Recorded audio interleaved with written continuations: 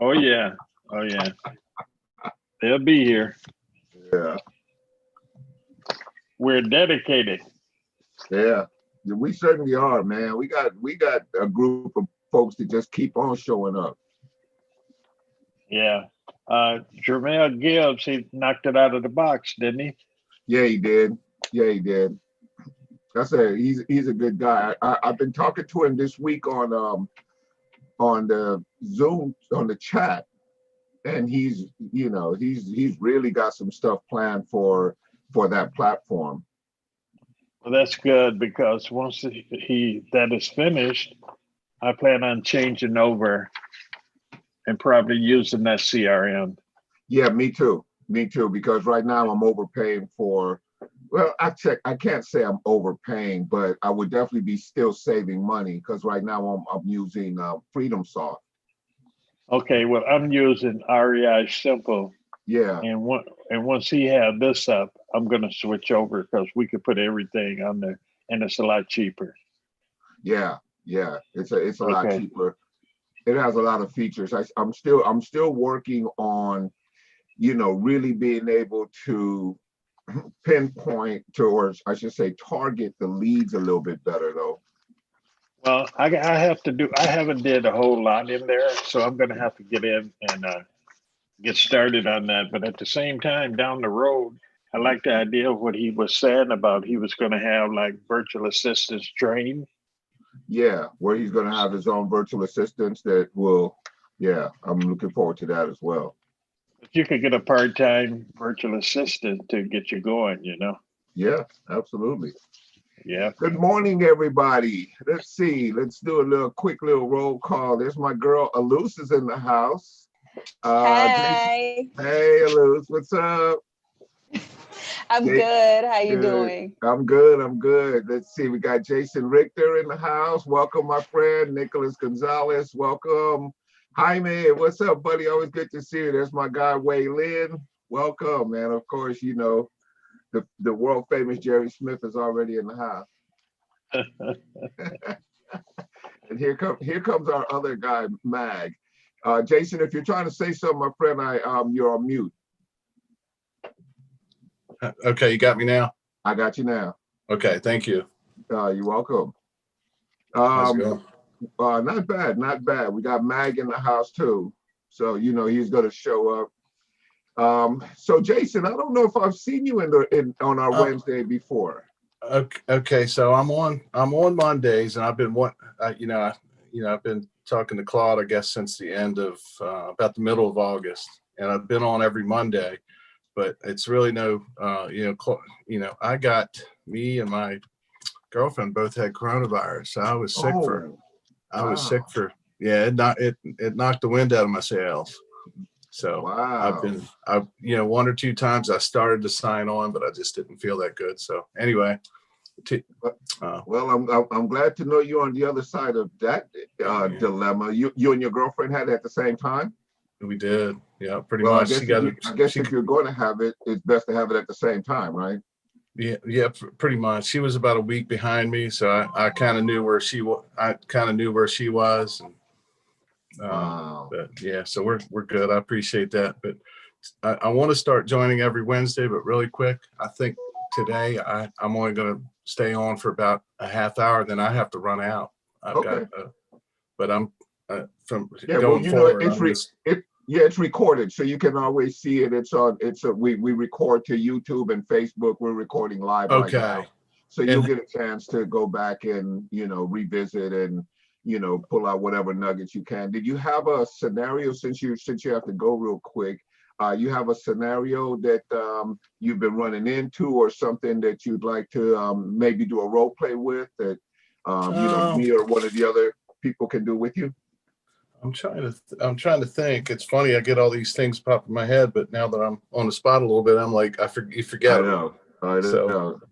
So let me maybe see if I can prompt you. Have you made calls? Have you been making some calls this week? No. For some reason I got the cactus thing going on, and I'm great. I love talking to people in person, but that phone, I have a hard time. I don't know where to start with that. once I get on the phone, I think I'll be okay and I'll be able to practice guts.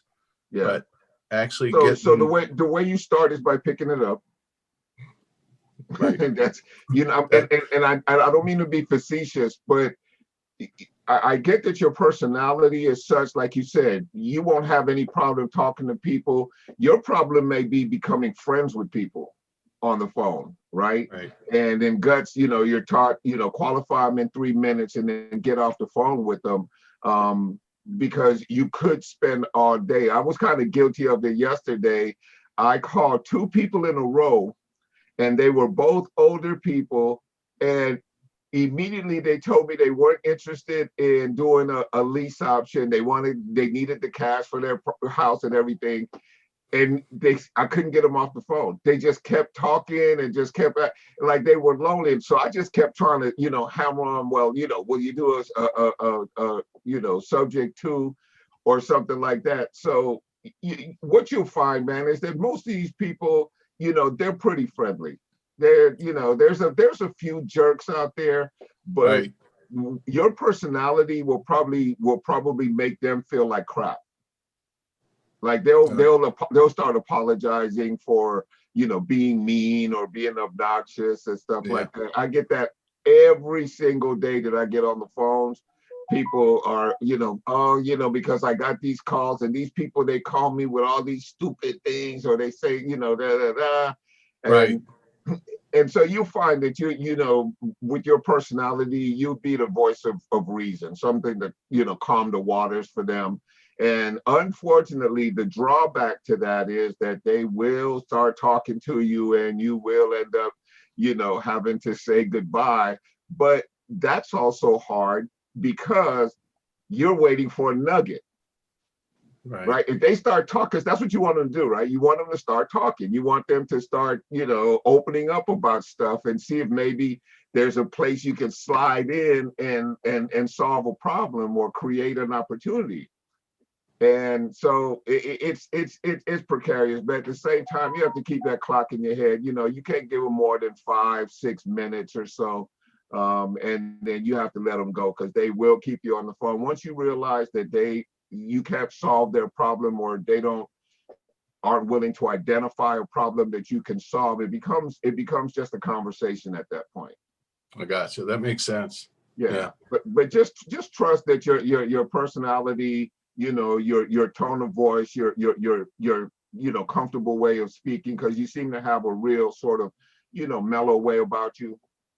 That'll go a long way on the phones. You know, just don't go in there hardcore, hard pressing, because I don't know if any of you the rest of you have experienced this. I'm sure you have.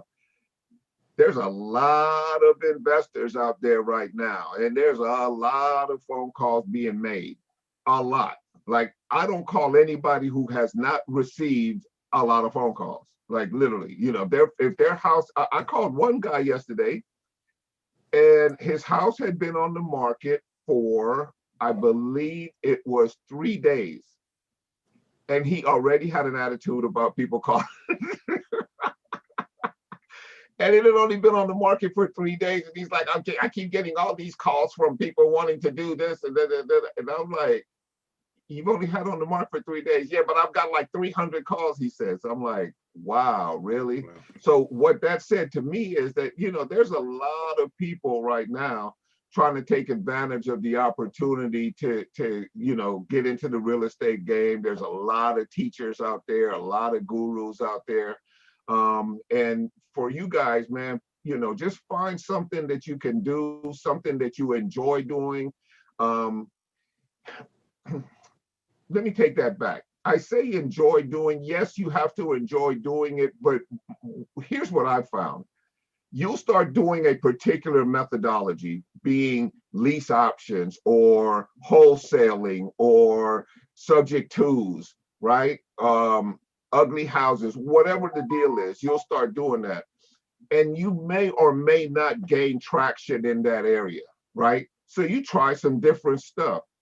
I suggest, or, you know, what I've seen work well is when you find your lane, stay in it, at least until you can, you know, make you some money, get your systems in place, start going down the path or whatever, and stay within that comfort until you kind of have a sense of, okay, I'm in control of this particular way of doing things, right? For instance, if you do lease options, like I love lease options, right?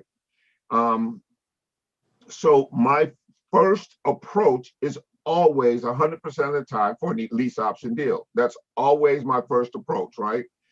Only if I can't do a lease option deal will I move away to something else. Like, I don't go in with the intention of, you tell me what you want, right? I kind of always go in, how can I make a lease option work in this situation? Why? Because that's kind of become my groove. I didn't start out there, but this is where I started having success in the real estate game.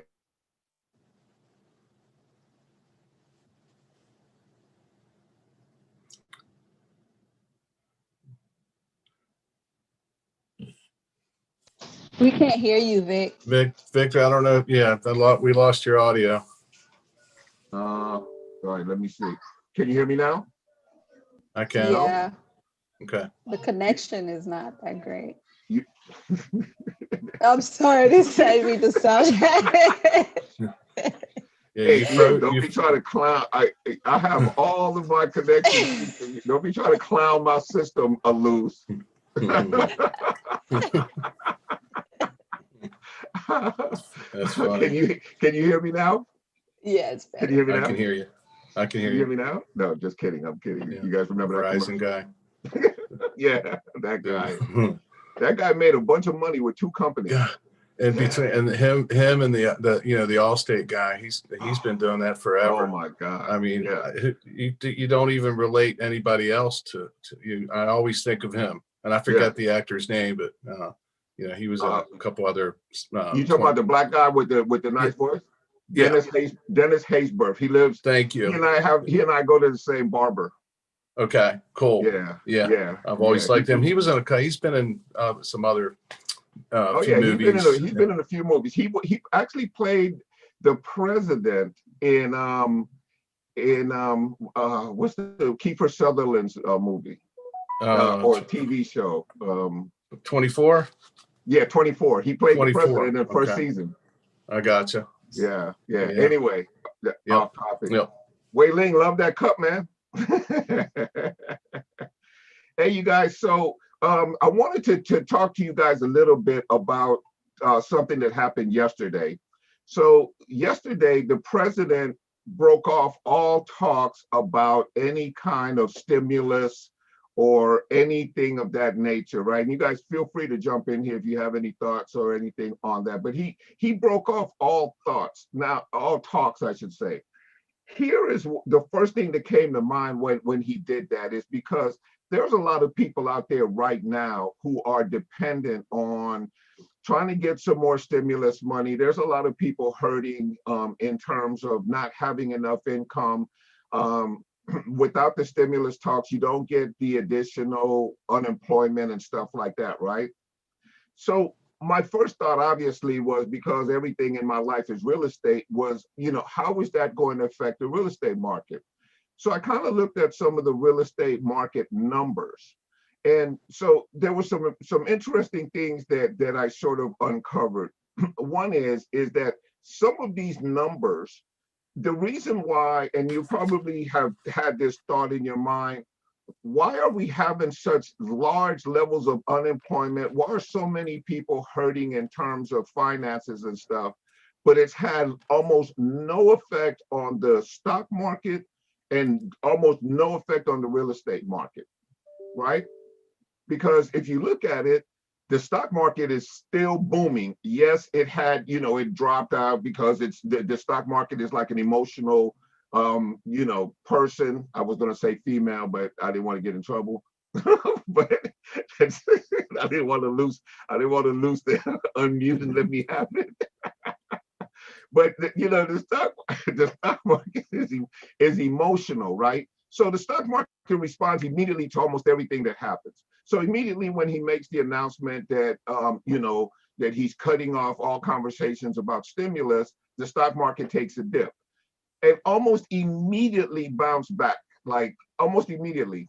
So if you look at the numbers, and I'm telling you guys this because it's easy to get into your head about how there's no deals out there, or how the market is, you know, and nobody is making any deals or anything like that.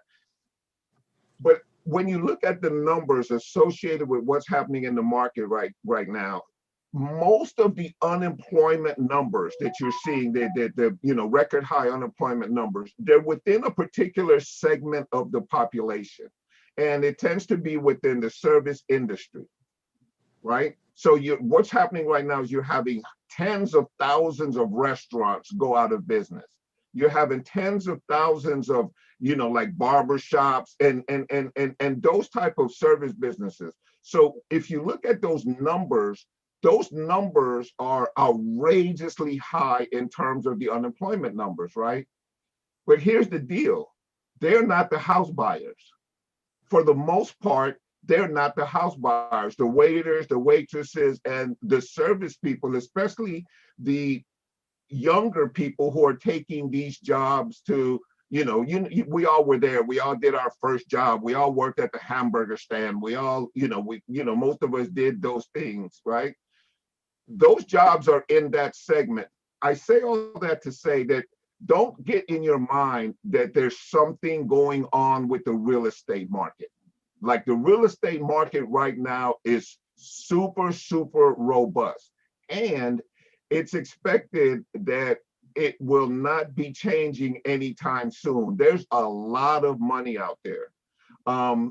Like a strategy, what we're doing right now, being me and my little group of people, what we're doing is there seems to be a particular exodus out of the big cities, right? There's a lot of people that seem to be disenchanted with what's going on in the big cities, right? For their own reasons. We won't go into the political aspect of it, but they want to now start to move away. And we've seen this, periodically in history where this happens.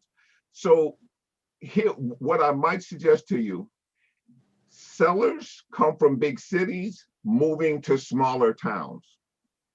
What does that mean? That means market for your buyers in the big cities, in the large metropolitan areas, and market for your properties in nice communities that are outside of the big metropolitan areas. Right? Does that make sense? See, because if you look at it right now, there's a large, people are leaving the cities right now in bunches, right? Which in some ways is creating its own opportunities within the cities. But there's a lot of money. If somebody leaves Los Angeles and goes almost anywhere else, they can buy 5 houses and still have change. That's how expensive our real estate is, right? So think about that in terms of where you're looking for your deals or for your buyers, right? So anyway, that's my market report for today. That's awesome. Yeah. Hey, so if you guys have any questions, any observations that you've made out there in the marketplace, anything that you want to share, or does anybody have a scenario where, they have a role play that they ran up against that they'd like to work out? Naomi, welcome, baby. Good to see you. Hey, Vic, good to see you always. Good to be here. I see you out there on the road. Oh, you froze. Always. Oh. Right. Good for you. Yeah.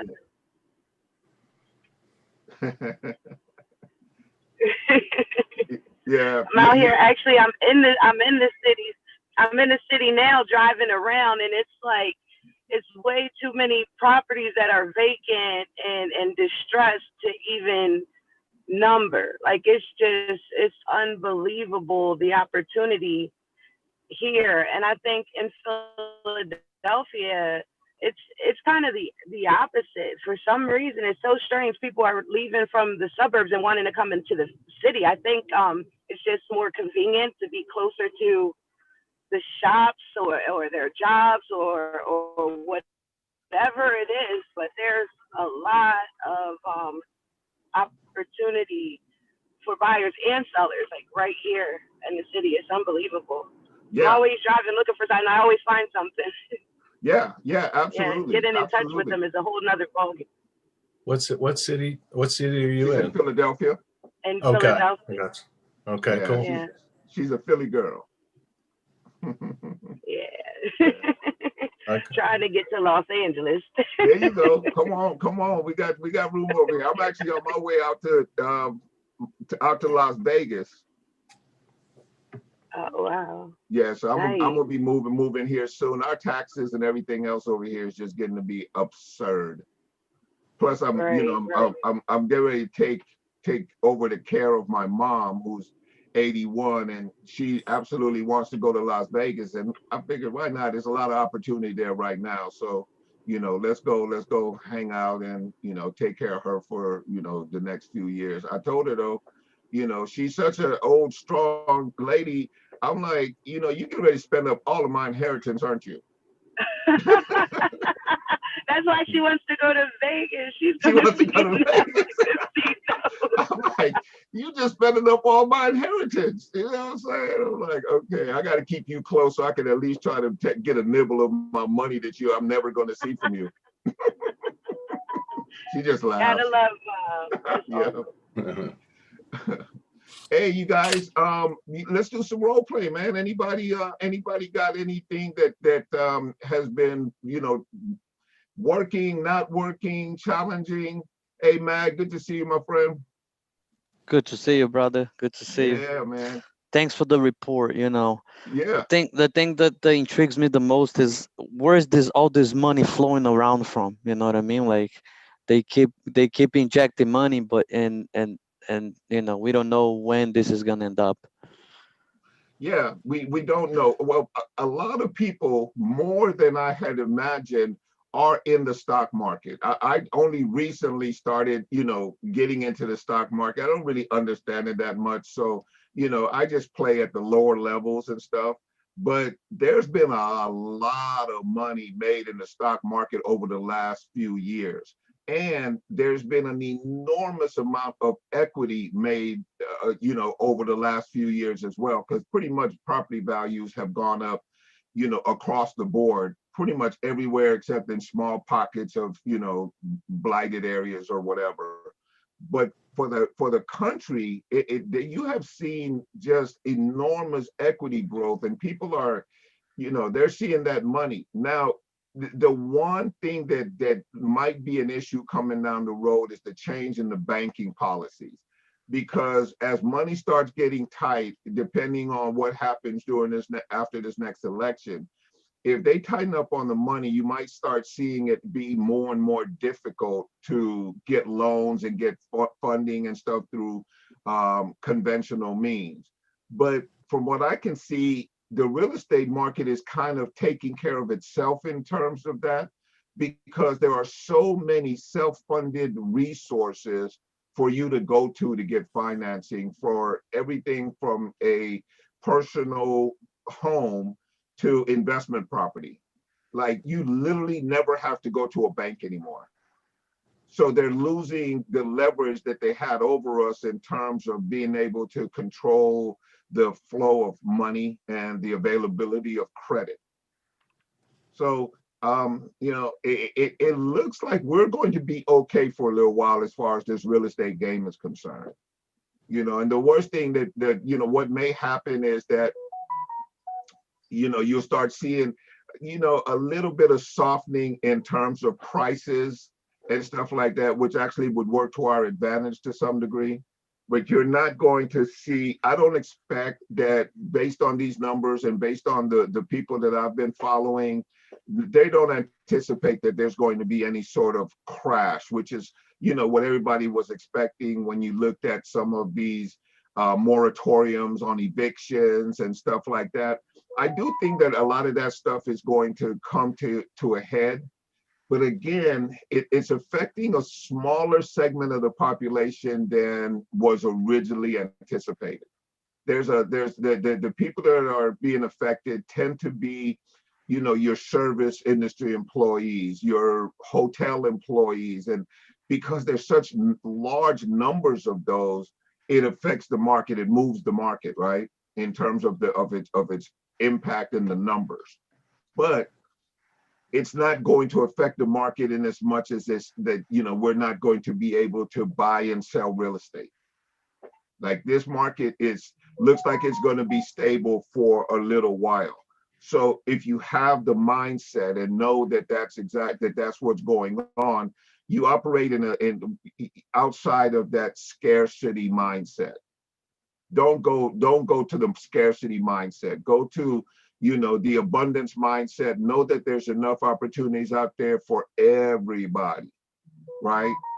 There is a lot more competition, which basically just means you got to get your game tight, right?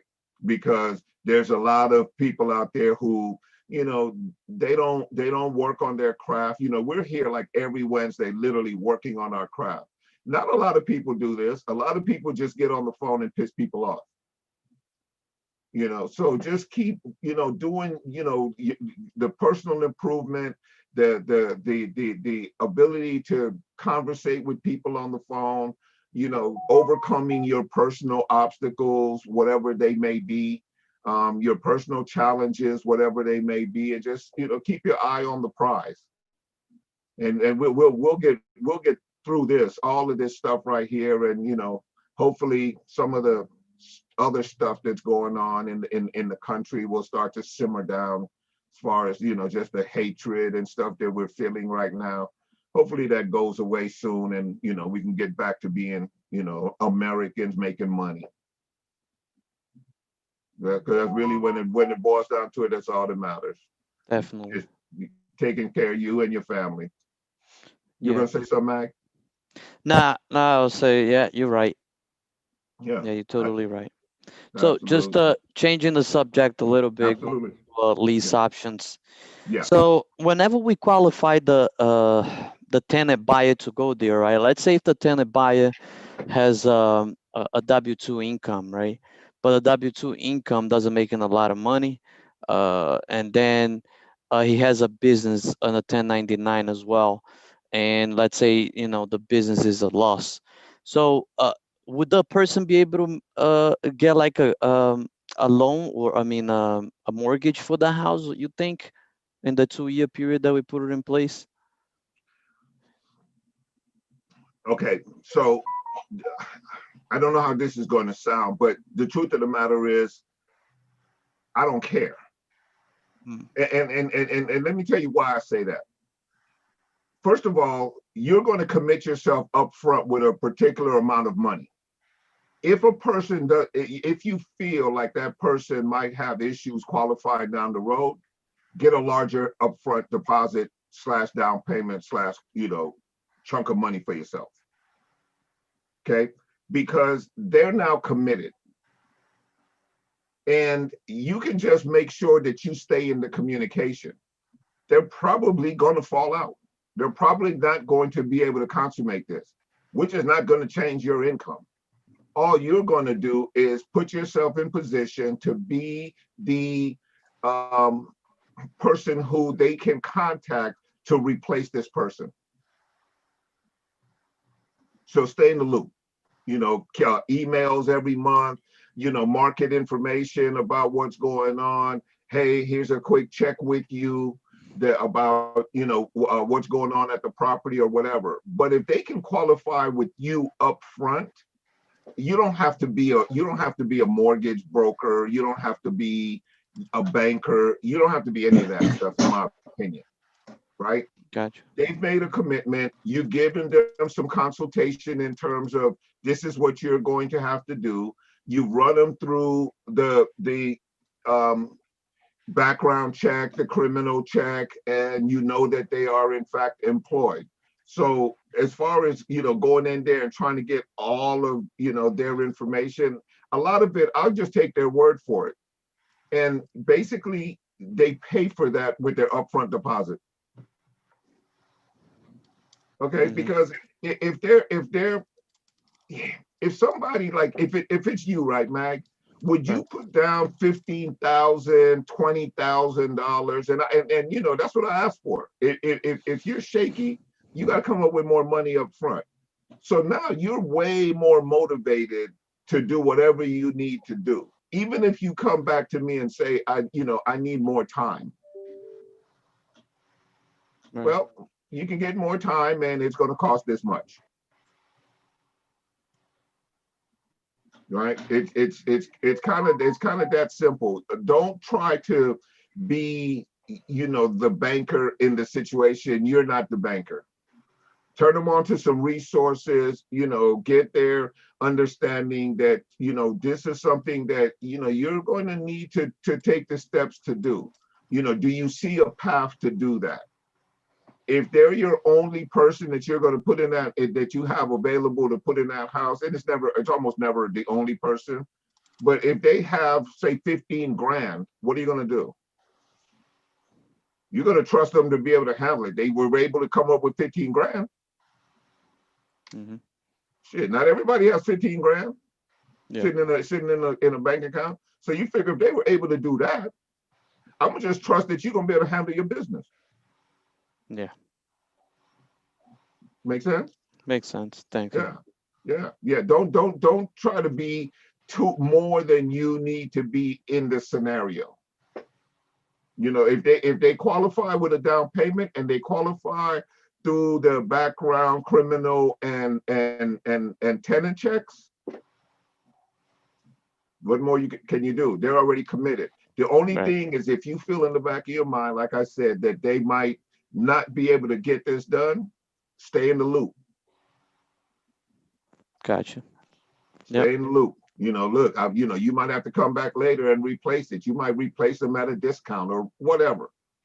You know what I mean? But you're going to take care of that, of the owner. Right. And the owner will take care of you. You know, you just keep doing the deal. They love you already because they don't have any issues as far as the house goes. You know, I don't know if you guys do this, but on every single lease option I've done, I do a home warranty, and I make the lease tenant, the tenant buyer, pay for the home warranty. Like that's rental insurance, right? Well, it's rented. They have to have renter's insurance for sure, but the home warranty is a warranty that covers the house for all the major appliances, including the roof, the heating system, the plumbing, the washer and dryer, the garbage disposal, anything that might cost a little bit of money. Like the garbage disposal is not an expensive item, but you know, not a lot of people know how to go buy the right garbage disposal, install it, and not create a leak under their sink or something, right? So the home warranty covers all that. Get a professional to come out. The home warranty will, depending on, you know, which one you get and how you negotiate it, it'll probably be anywhere from $35 to $75 for a service call. And that's it. If they come out and they look and see that the air conditioner is kaput, they replace the entire air conditioner for that $75. How much do you pay for a home warranty? Usually about, I have a sort of relationship with a company called Select Home Warranty. Yes. And in every state that they cover, they usually give me a price, some price between $400 and $450. You negotiate that in the deal already. Yes, they know that that's going to be required of them to move into the property. They have to pay for a home warranty, and it's not hard to explain. Look, you don't want to be in this property. Give me 1 second. You don't want to be in this property and have something major go down, like have a hailstorm, you know, break some windows, or you know, a tree fall on the roof and it be on you. So with that home warranty, so you don't negotiate with a seller saying, well, you know, the tenant will take care of the small items as far as the sink or maybe the toilet or whatever, but the big, anything under $500, they take care of. Over that, you as the homeowner, because you still own the home, would take care of the roof, the home warranty does that. The home warranty does that, and it's a deal closer. So do you include that right away, or do you add that like at the end? Nope. That's done before they move into the house. Nice. When I get their paperwork to complete the transaction, one of the things that they have got to do is sign off on the home warranty. It goes directly to the homeowner. The homeowner, they never have anything to say, like, they don't like, oh no, I don't like this warranty. Like, that's never come up, right? They're like, okay, cool. Right. And they sign. It's like, shit, you're getting free insurance for Right. anything major on the house. If that question that comes up, well, what if they destroy my property? Right. That's Okay. exactly okay. That is a solution to the if they destroy my property. Well, look, they're going to be responsible for all this. And I don't know if you guys have read your contracts, but it's pretty strict in terms of what they can do to that property and what they'll be responsible for. So legally, you can extract some funds from them if they, or start chasing them around with liens and lawsuits if in fact they do destroy the property, anyway. But then if you just have like major appliances go out, you have the air conditioning system go down or something of that nature, the home warranty will take care of it. And Nice. it just makes things seamless. Like, the homeowner doesn't have to worry about it. The homeowner can even authorize the tenant buyer to, call the home warranty company, so they don't even have to do that. Okay. I had a question on another subject because it kind of confuses me as far as the option money that they put down. Let's say they do put, usually, it's like 10% of whatever the sales price is usually, right? Like, so if it's 100,000, you ask for a down payment of 10,000 or whatever they have. You ask them what they have. Right. Yeah. That's more like it. That's more like it. Because I'll adjust to based on what they have. They need to have a certain amount. $10,000 is typically minimum. Right. But they really probably need to have closer to 15,000 because of the home warranty and because of the first month's rent and because of the security deposit. Because so you don't get that full 10,000. You have to minus that from your warranty, first month's rent, second month's rent, if that's what you negotiated, right? That comes right. Off Yeah. I usually just do the numbers such that the home 10,000 is my profit. And then I negotiate all the costs above that. So you need to come in with, 13.5, 14.5, 15,000, whatever the case may be. If they come in with more, that just means you can either put more in your pocket or you can, bless the seller with, some additional, funds or whatever. And then that comes out if they decide to do the option to buy the property, that comes off the price. Right. Yeah. Right? So I mean, because I'll paint the picture for you. Properties for sale for 200,000. Tenant, the owner has it on the market for 200,000, right? You negotiate 195. So you've already built yourself in $5,000, right? Okay. But unfortunately, if they should request that, let's say, how much would you need? Well, I need at least 3,500. Okay. And I always make them pay the first month's rent. So if the first month's rent is 1,500 plus 3,500, that's an additional 5,000, right? Right. I adjust the purchase price accordingly. So that 195 gets sold for 210. Right. I get my 10. All of this expenses are paid, such as the deposit, the first month's rent, the lease ops, or I should say the home warranty. All of those things are paid up front, right? Okay. And I walk away with my 10,000 and change or whatever. And so you're not really counting on the appreciation of the house going up in those 2-3 years to that amount. I don't worry about it. That, you know, that's their problem. They feel like that's a price that they're comfortable with. I may have that conversation if in fact I'm like, you know, do you not expect that this would be 210 in 2 years when you get ready to do this deal? Yeah, you can pretty much count on that it'll be somewhere close to that. But also understand that, you know, we're not having a conversation about a person who went to the bank with 20% down and is negotiating at the best of it. That's not your client. Right. So that's not your client. So if they qualify for a loan after those 2 years, wouldn't the bank do an appraisal on that house? If they're going to buy a house, and if it doesn't equal, well, you're never going to collect that much to where it's going to really affect it to that degree. Because you figure, okay, so right now in the scenario that I just painted, and I'm painting that scenario because I just did that deal, right? Okay. So in that scenario, the amount that they gave me minus the deposit comes directly off the price of the property day one. So even though they signed the contract for a home at 210, that down payment has already reduced the amount that they need to finance down to 195 again.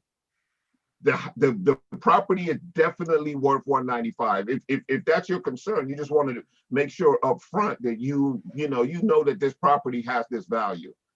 Right. Like, you know, don't overpay for a property. Like, you know, look, Mr., you know, I get that you think your house is the most wonderful in the world and that you and your wife have a bunch of memories here or whatever. Right. You know, but the truth of it is that in your neighborhood, you know, the cost per square foot is this, and you know, your house is really, if you were to go out and pay for an appraisal, it's probably this price. So when you're negotiating with a seller and you say, well, what if I give you your price? Can we do business today? But that's just to basically qualify their motivation, right? And then you do your due diligence and see what that house is really worth. That's to get it under contract, and you may have to come back later. If that's your question, you may have to come back later and make some adjustments. If in fact you get it on the contract and you find that, you know, there's some, you know, you uncover some new facts. Okay, so it's just the motivation thing that we're you go back to them with your new facts and you negotiate. Look, I don't think I'm going to be able to get this done in the timeline that we're looking for. Because based on the numbers, we might be a little bit overpriced. You know, let me show you, Mr. Seller, how I came to that conclusion, and you know, let's talk about what we can do to rectify the problem, and you know, get you onto your boat as quickly as possible, or into your RV, traveling the country as soon as possible. Whatever that motivation was that you're gonna, you know, anchor to. Okay. Yeah. Can we do a role play on that? Absolutely. Yeah. I mean, you know, I could be the seller, and then you could. Okay. All right. Do your thing the way you do it.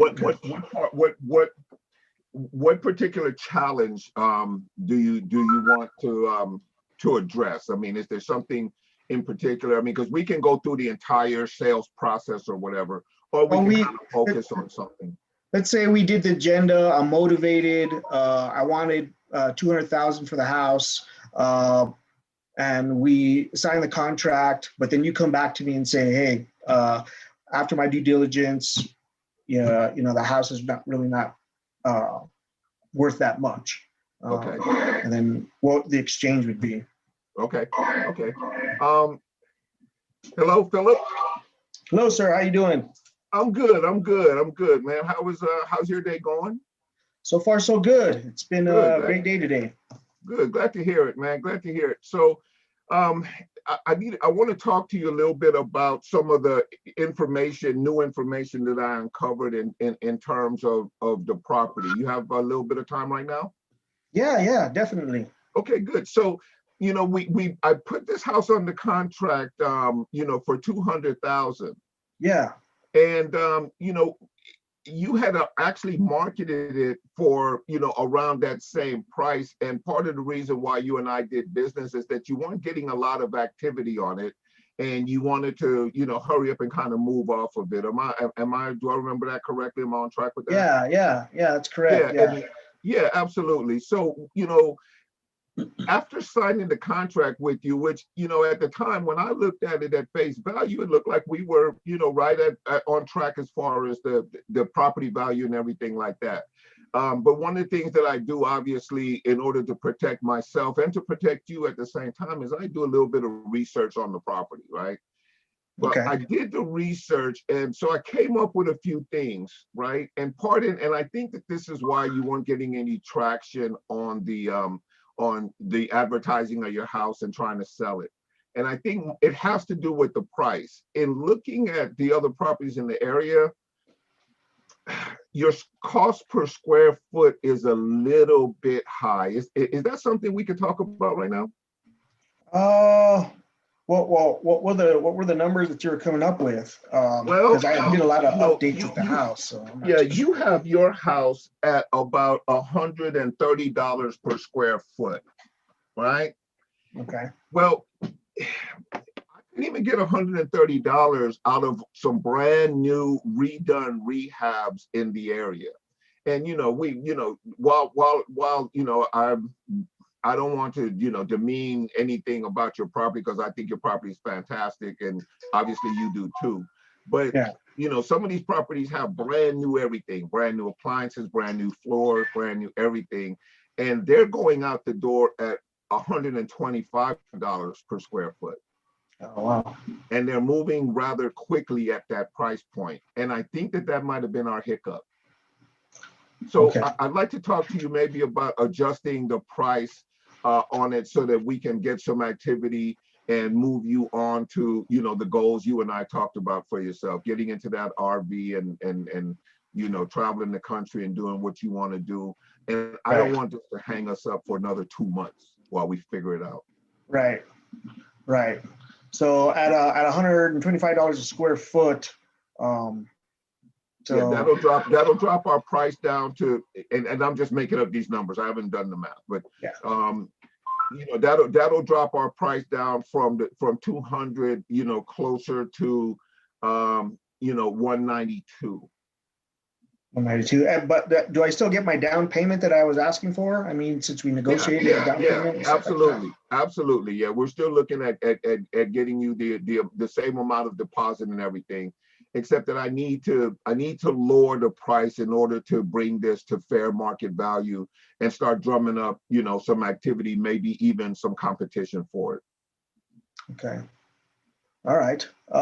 Is that something, and I wouldn't be coming to you with this unless, it absolutely made sense. So, you remember there's one house around the corner from you that is completely rehabbed and everything, and they're not even able to move it, and they're at about $131 per square foot, and they're not even moving. I see. And I don't want us to be stuck in this, mud of just being a couple of dollars off in price. Yeah, so it's about $8,000 below market value. Yeah. I really need to get out of here. So is that the highest price I can get? I mean, is there like leg room? Ideally, what I like to do is to create some activity and let the market sort of decide that for us. And if we can get more, let's get more. But I think we need to get into the game first. Okay. So yeah, that's kind of the number that we're looking at right now today. All right. Do I have to sign some another contract? I'm gonna resend you some documents just with the adjustments according to what you and I spoke about. But I'm not going to do anything in terms of holding up the advertising.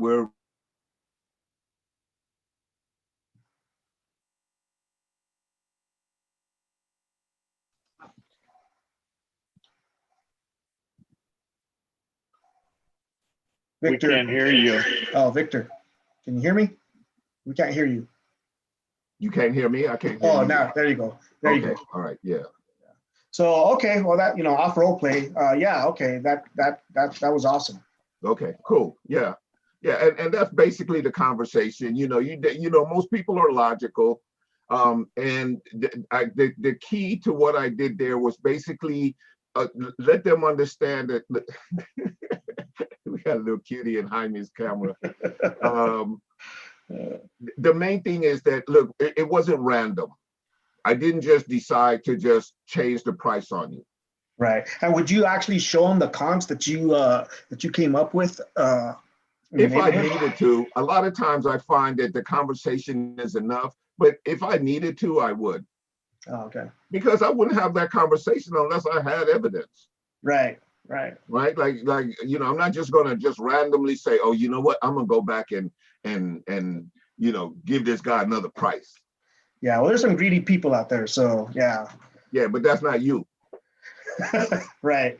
That's not you. You know, you can't worry about other greed. As a matter of fact, you want them to be out there so that they can blow themselves out the water and you can get the deal. All right. Sounds good. Cool. Thank you. Oh, you're welcome. You're welcome. Were you going to say something, Jerry? Yes. Are you marketing your properties on Facebook Marketplace? Oh, yeah. Number one in the hierarchy of marketing is Facebook Marketplace. Okay. Absolutely. You'll find that oftentimes, you know, in certain communities, you won't have to boost ads. You won't have to spend a dime on your marketing or whatever. You know, just write good ads and put them out there, and you know, you'll get activity as long as you're priced fairly. And going back to the conversation with Philip, you know, the only thing that blows you out the water is not being fairly priced. Okay. You know, or maybe, you know, not having a desirable property for the area, right?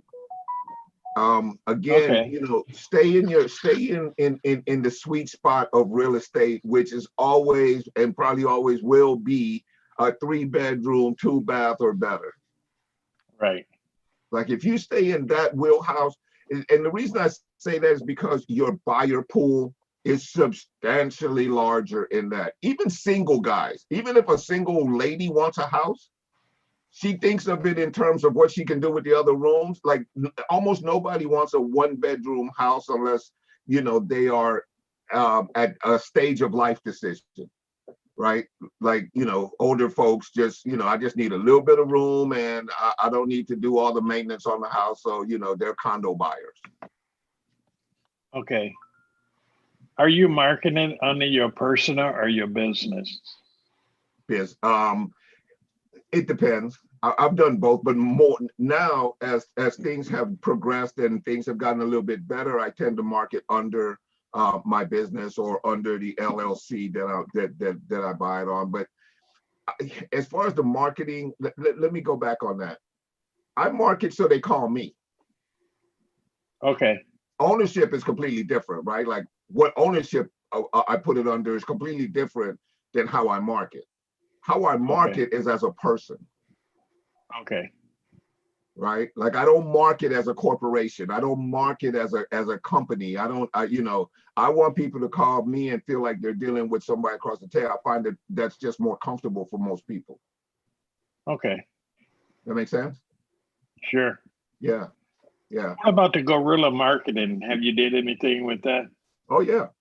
I'm all over the place. In fact, I mentioned earlier in the conversation about marketing for buyers in the larger cities, and I'm literally using guerrilla marketing to do just that. Marketing for buyers through especially these larger groups in the larger metropolitan areas, right? And then I'm sourcing property around the larger metropolitan areas. That's literally my strategy.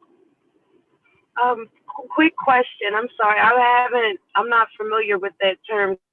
Could you explain guerrilla marketing for me? There's a gentleman who Justin had on his VIP club what should I say, podcast or you know, Zoom meeting or whatever that he does every week. And this guy Ryan came up with a system of marketing on Facebook through groups. And so he has a full course and everything. And you know, me not liking to do that kind of stuff, I did the, you know, done for you sort of, you know, set up and let him do everything basically for me, including me, him, and the VA that I have to do it on the phone. And he trained up the VA and showed her how to do it. And she actually caught it way faster than me because she's, you know, younger person who totally gets social media and shit, right? And I'm just like, okay. Yeah, I hear that. You know what I mean? Like, I don't get it. Like, you know, like, okay, and, you know, whatever. And she just like, oh yeah, I get that. And she's just like, you know, doing her little thing. And I'm like, go, you go, girl. You know? So she's got us all over the place. That's So, good. Hey, so that's have you gotten a deal from it yet, or you just still marketing? I'm still marketing. And like I said, right now I'm looking for, I'm basically posting for buyers. Okay. So here's what I think is happening with the buyer situation, right?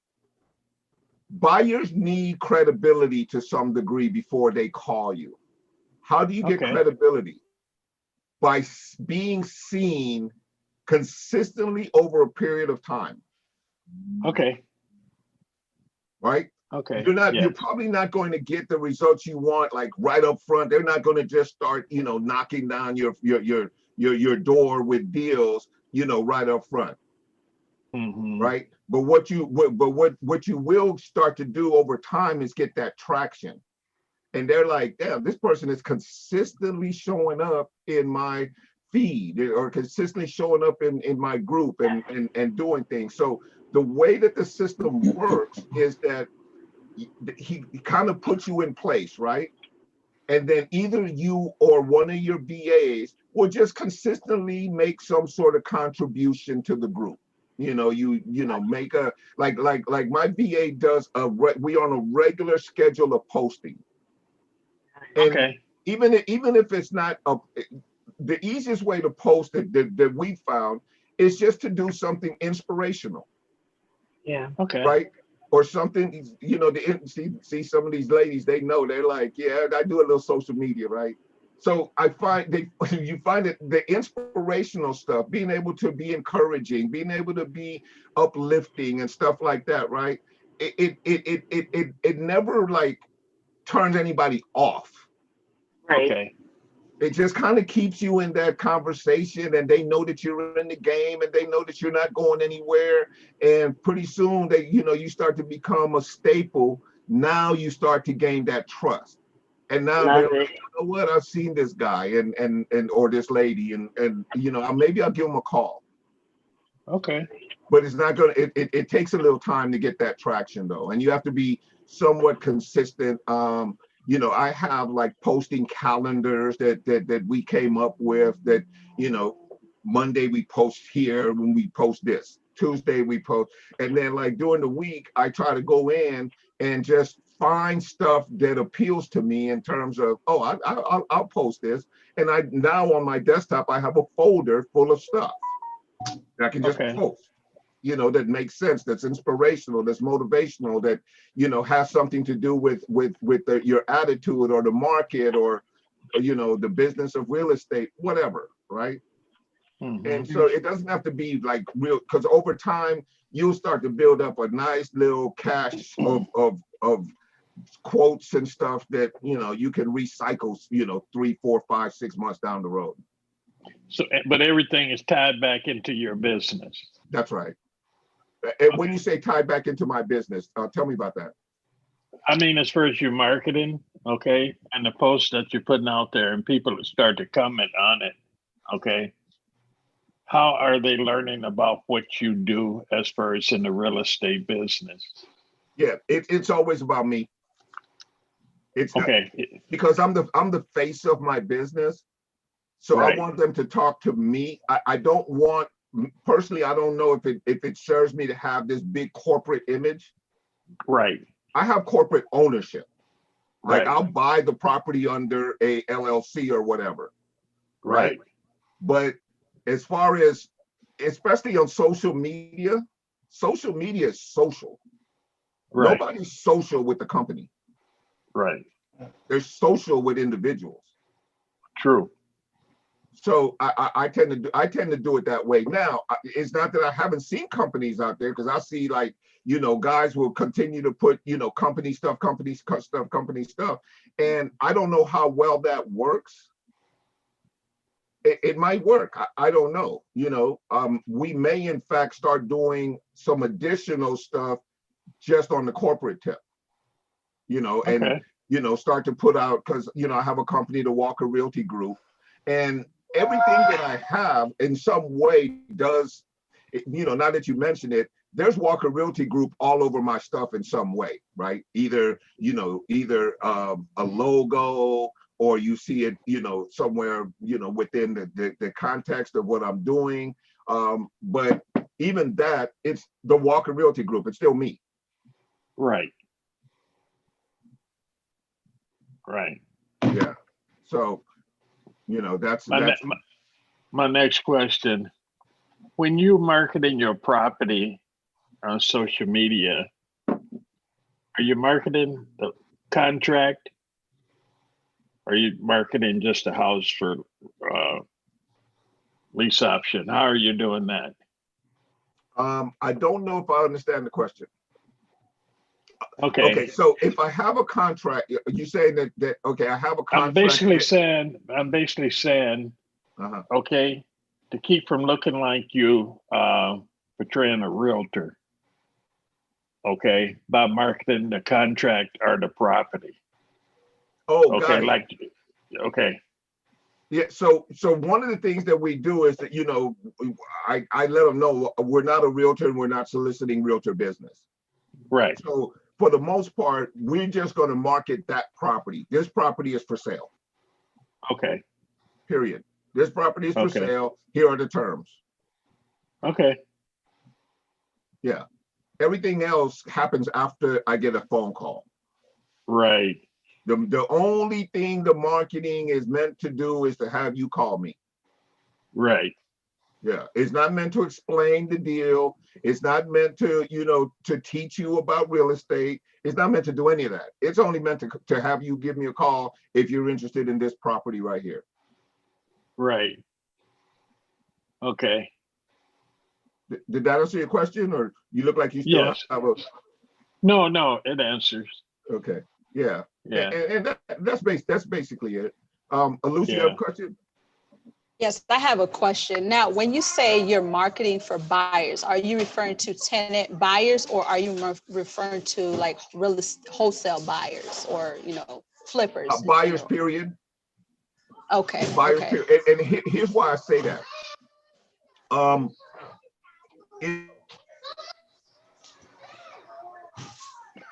Can't hear you. I can't hear you.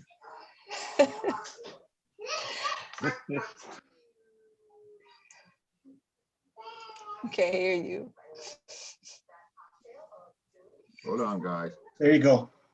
I think there you go. I think it's Wi-Fi, I think. Yeah, I think, and we've been having it for a couple of days, so I apologize if it goes out every now and then. Yeah, you're good. My answer is, I'm looking for buyers. I will find, if you have buyers, you can then go shopping. Right. Mm-hmm. Right. So I just want buyers. If a lease option works best for you, that's what I'll put you in. Okay. If I have a lease option property, I'm gonna present it to you and you decide. Okay. And what exactly are you? Are you using Guerrilla Marketing? Or what is his name again? Ryan. I forgot his name. Ryan. Okay. Are you using his sample ad that he put? Yeah, his sample ads, or are you coming up with your own when you're looking for buyers? I'm using his as an example, but I'm coming up with my own. And the reason why is because my guess is, just like you heard Justin say that he put out a text, right?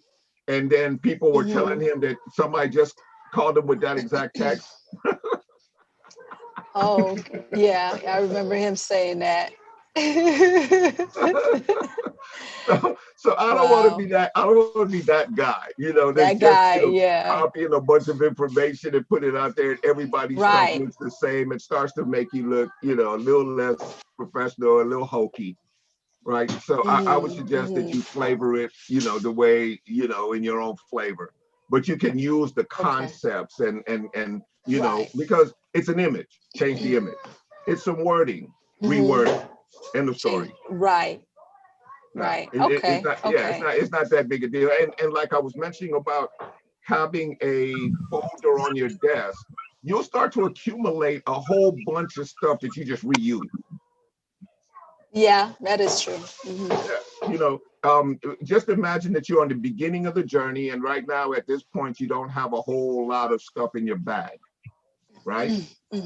But by 3 months down the road, you'll have a folder full of stuff, quotes and pics and you know, because you're sitting at your computer, you know, you Google images, real estate images, boom, up, download, fill the Yeah, folder. Pinterest. You see what I'm saying? You get those pics, you got a folder. Now you get ready to do an ad, boom, boom, boom, done. Yeah, that's true. It gets easier over time because you just accumulate so much stuff. Marvin Elmore, how are you, my friend? Hey, man, I'm doing great. How about you all? We're doing great. Thank you very much for joining us. Right. Yeah. Now, you guys been going for about an hour, correct? Yeah. We've been on here about an hour and 5. Yeah, I was at work and didn't get a chance to get on sooner. Hopefully next Wednesday I'll make a point of making sure that hopefully I can be there at 11. So yeah, well, we're here for you. We appreciate you joining us. Luz, I'm sorry, I didn't mean to be rude, sweetie. No, I just saw we had a new person in the room. Did I answer your question or you did? Yeah. You did. Yeah, you did. I do have another question though. Absolutely. I have a friend who actually just started. He just got into real estate investing, and he reached out to me because he went driving for dollars. That's one of the things I mentioned to him. He's in Alabama. He also reached out. He sent me a list of homes that he put on a spreadsheet. But my problem is I'm just starting out as well. So I'm still kind of, you know, trying to find my way around this. So he's wanting to kind of, you know, go half and half on it. But my thing is, would it make more sense if I could team up with someone to close the deals with him and split 3 ways, or what? How should I even go about that? Closing the deals with him? Because we're new. We're both new, you know, we're still learning. Yeah, I mean, and I don't want to steer him the wrong. If he's bringing value, and how he or she is bringing value is, are they inspiring you? Are they in the game every single day? Are they count honorable? Are they somebody who is going to, you know, push at the same frequency that you're pushing? Because that's the only thing they have to bring to the party right now. And you really may not be able to afford to. Where did everybody go? Can you guys still hear me? Can hear you? Yeah, we hear you. Okay. Yeah. All right. Okay. So understand that if you do a partnership, that they have to be bringing something to the party, right? Right. Yeah. Like, unless they're and it may not be knowledge up front. It may just be consistency. It may be inspiration. It may be motivation. It may be accountability. Right? So if they're bringing those things, then it's a partnership worth doing. Otherwise, you just need to be a road sign. Look, I'm gonna turn you on to some stuff that helped me when I, when I was right up front. When I was first getting started. Yeah. Okay. Yeah. So in other words, just steer him, to some resources, towards like the videos, to resources, and don't bother teaming up or anything. I wouldn't do it because I don't know if a team or partnering on deals. You need to bring value to each other.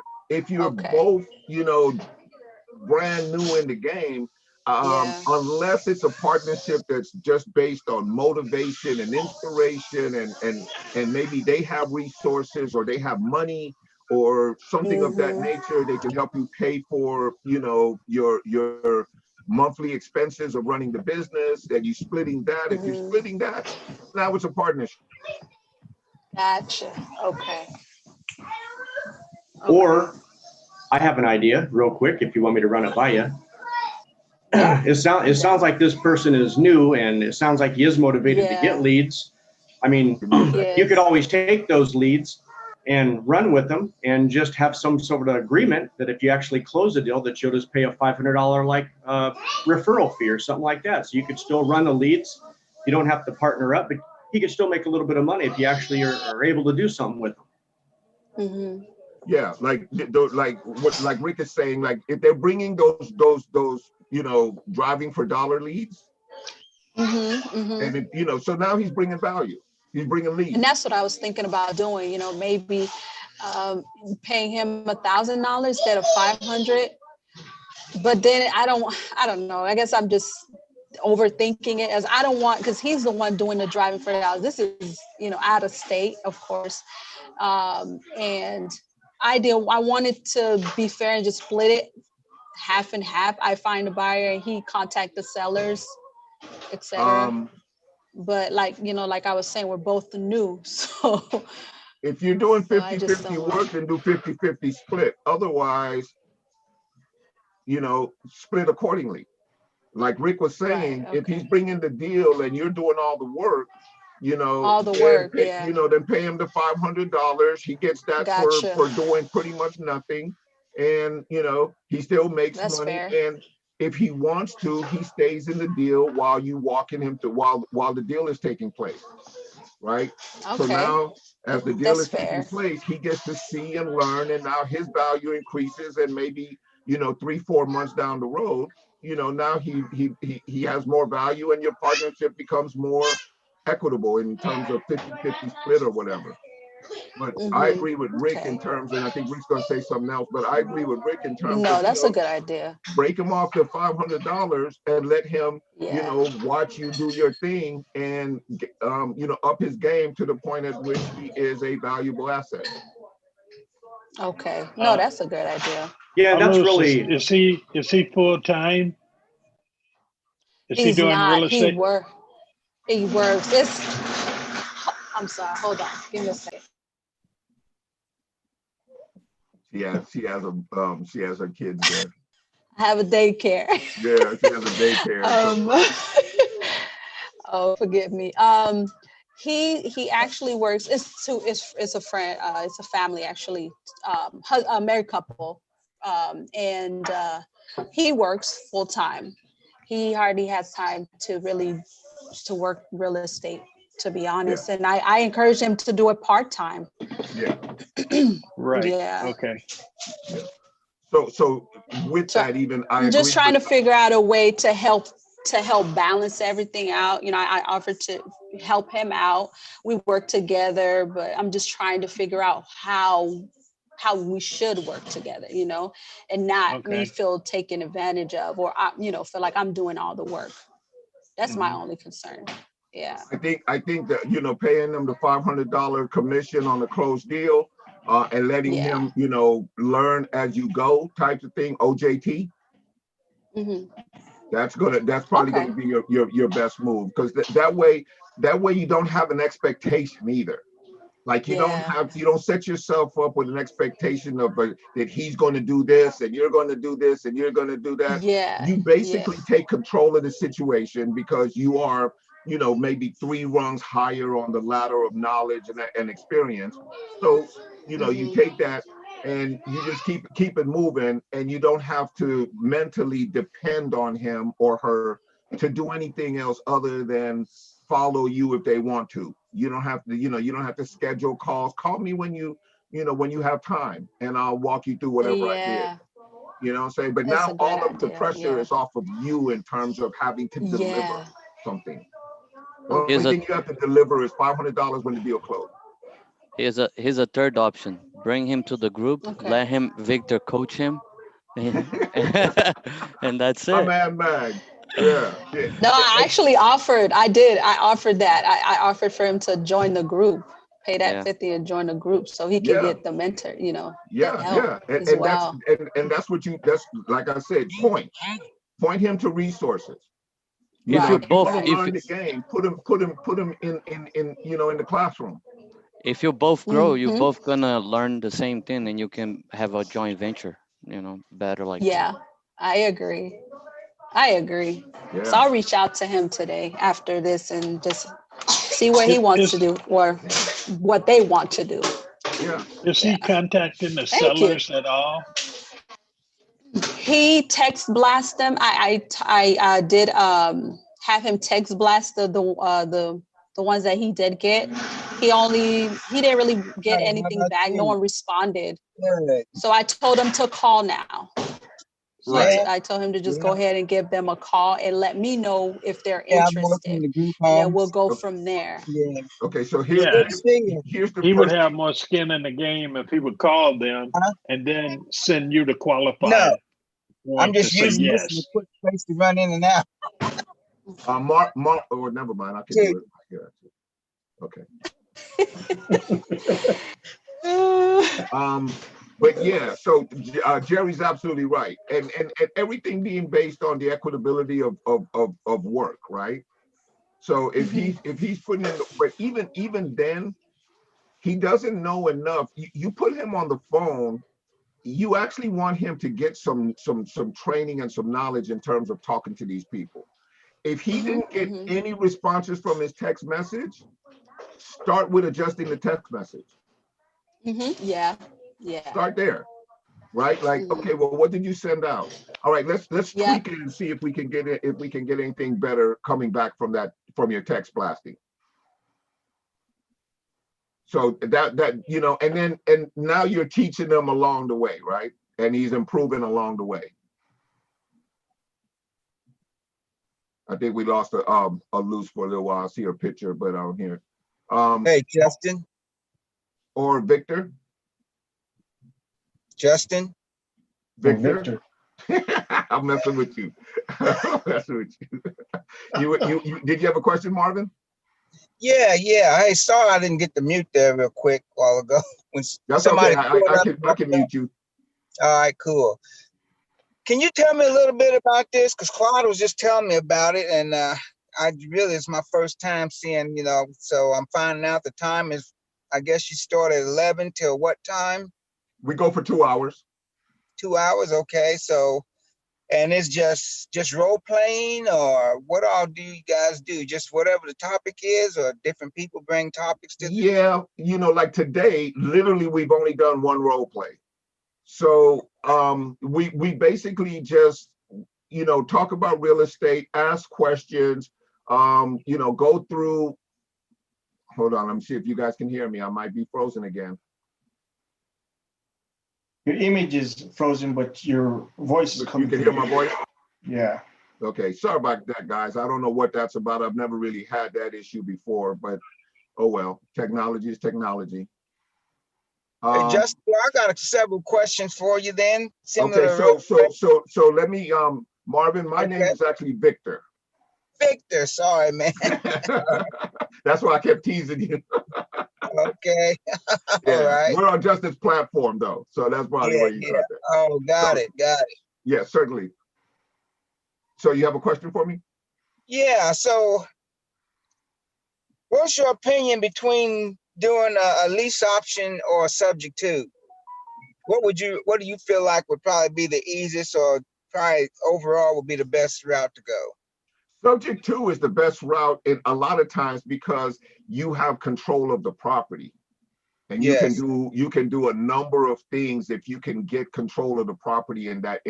I love subject to. I'm moving more and more towards trying to do subject to, because you can literally build your portfolio on subject to properties. So what's the secret that I actually get, because that is really a person is really giving up a lot, people are quicker to do a lease option compared to a subject to, is it hard to persuade someone to actually turn over, leave that property in their name and sell it to you like that? Or is it just looking through hundreds and hundreds of people and finding just that one person that's willing to do that?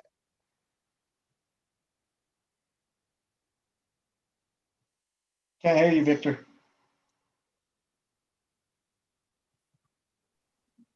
Again, sorry, you guys, if you guys can hear me. Victor didn't pay his bill, man.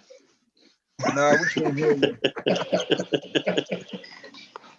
Well, you're not supposed to be putting me on blast like that. I've been spending my money on parties.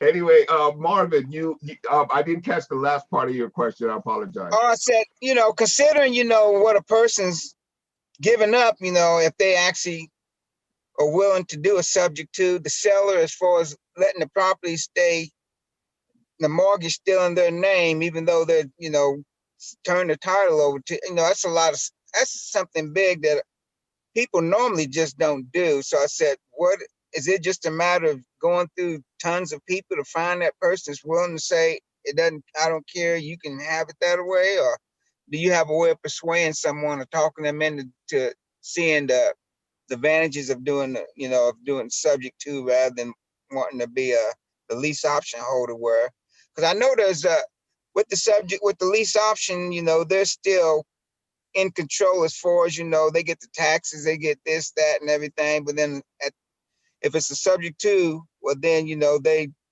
that person, me, I would get the taxes, etc. But just knowing that somebody else, might have control of a property, but my name is still in the mortgage, it would be hard for me to understand how somebody could persuade me to do something like that. So is it just a numbers game that you could find somebody want to do that, or what? Well, there's that part. There's obviously the numbers game. But also in the subject to scenario, the main thing that you're selling them on is acting as a bank. So Okay. They get a certain amount of return for acting as a bank. They don't have any responsibility any longer as far as the property is concerned, right? Like, you're taking care of all of that from then on. So there are particular advantages to acting as the bank in a scenario. And one of the advantages, sorry about that. One of the advantages that they still actually have a level of control on the property, because they still are on title, right? In some cases. So it all depends on, it just depends on structuring it such that the benefit is that they see the benefit to them. One of the benefits, obviously, is that they are now acting like a bank. They now get a chunk of money up front, right? And they still have the security of getting their loan paid down.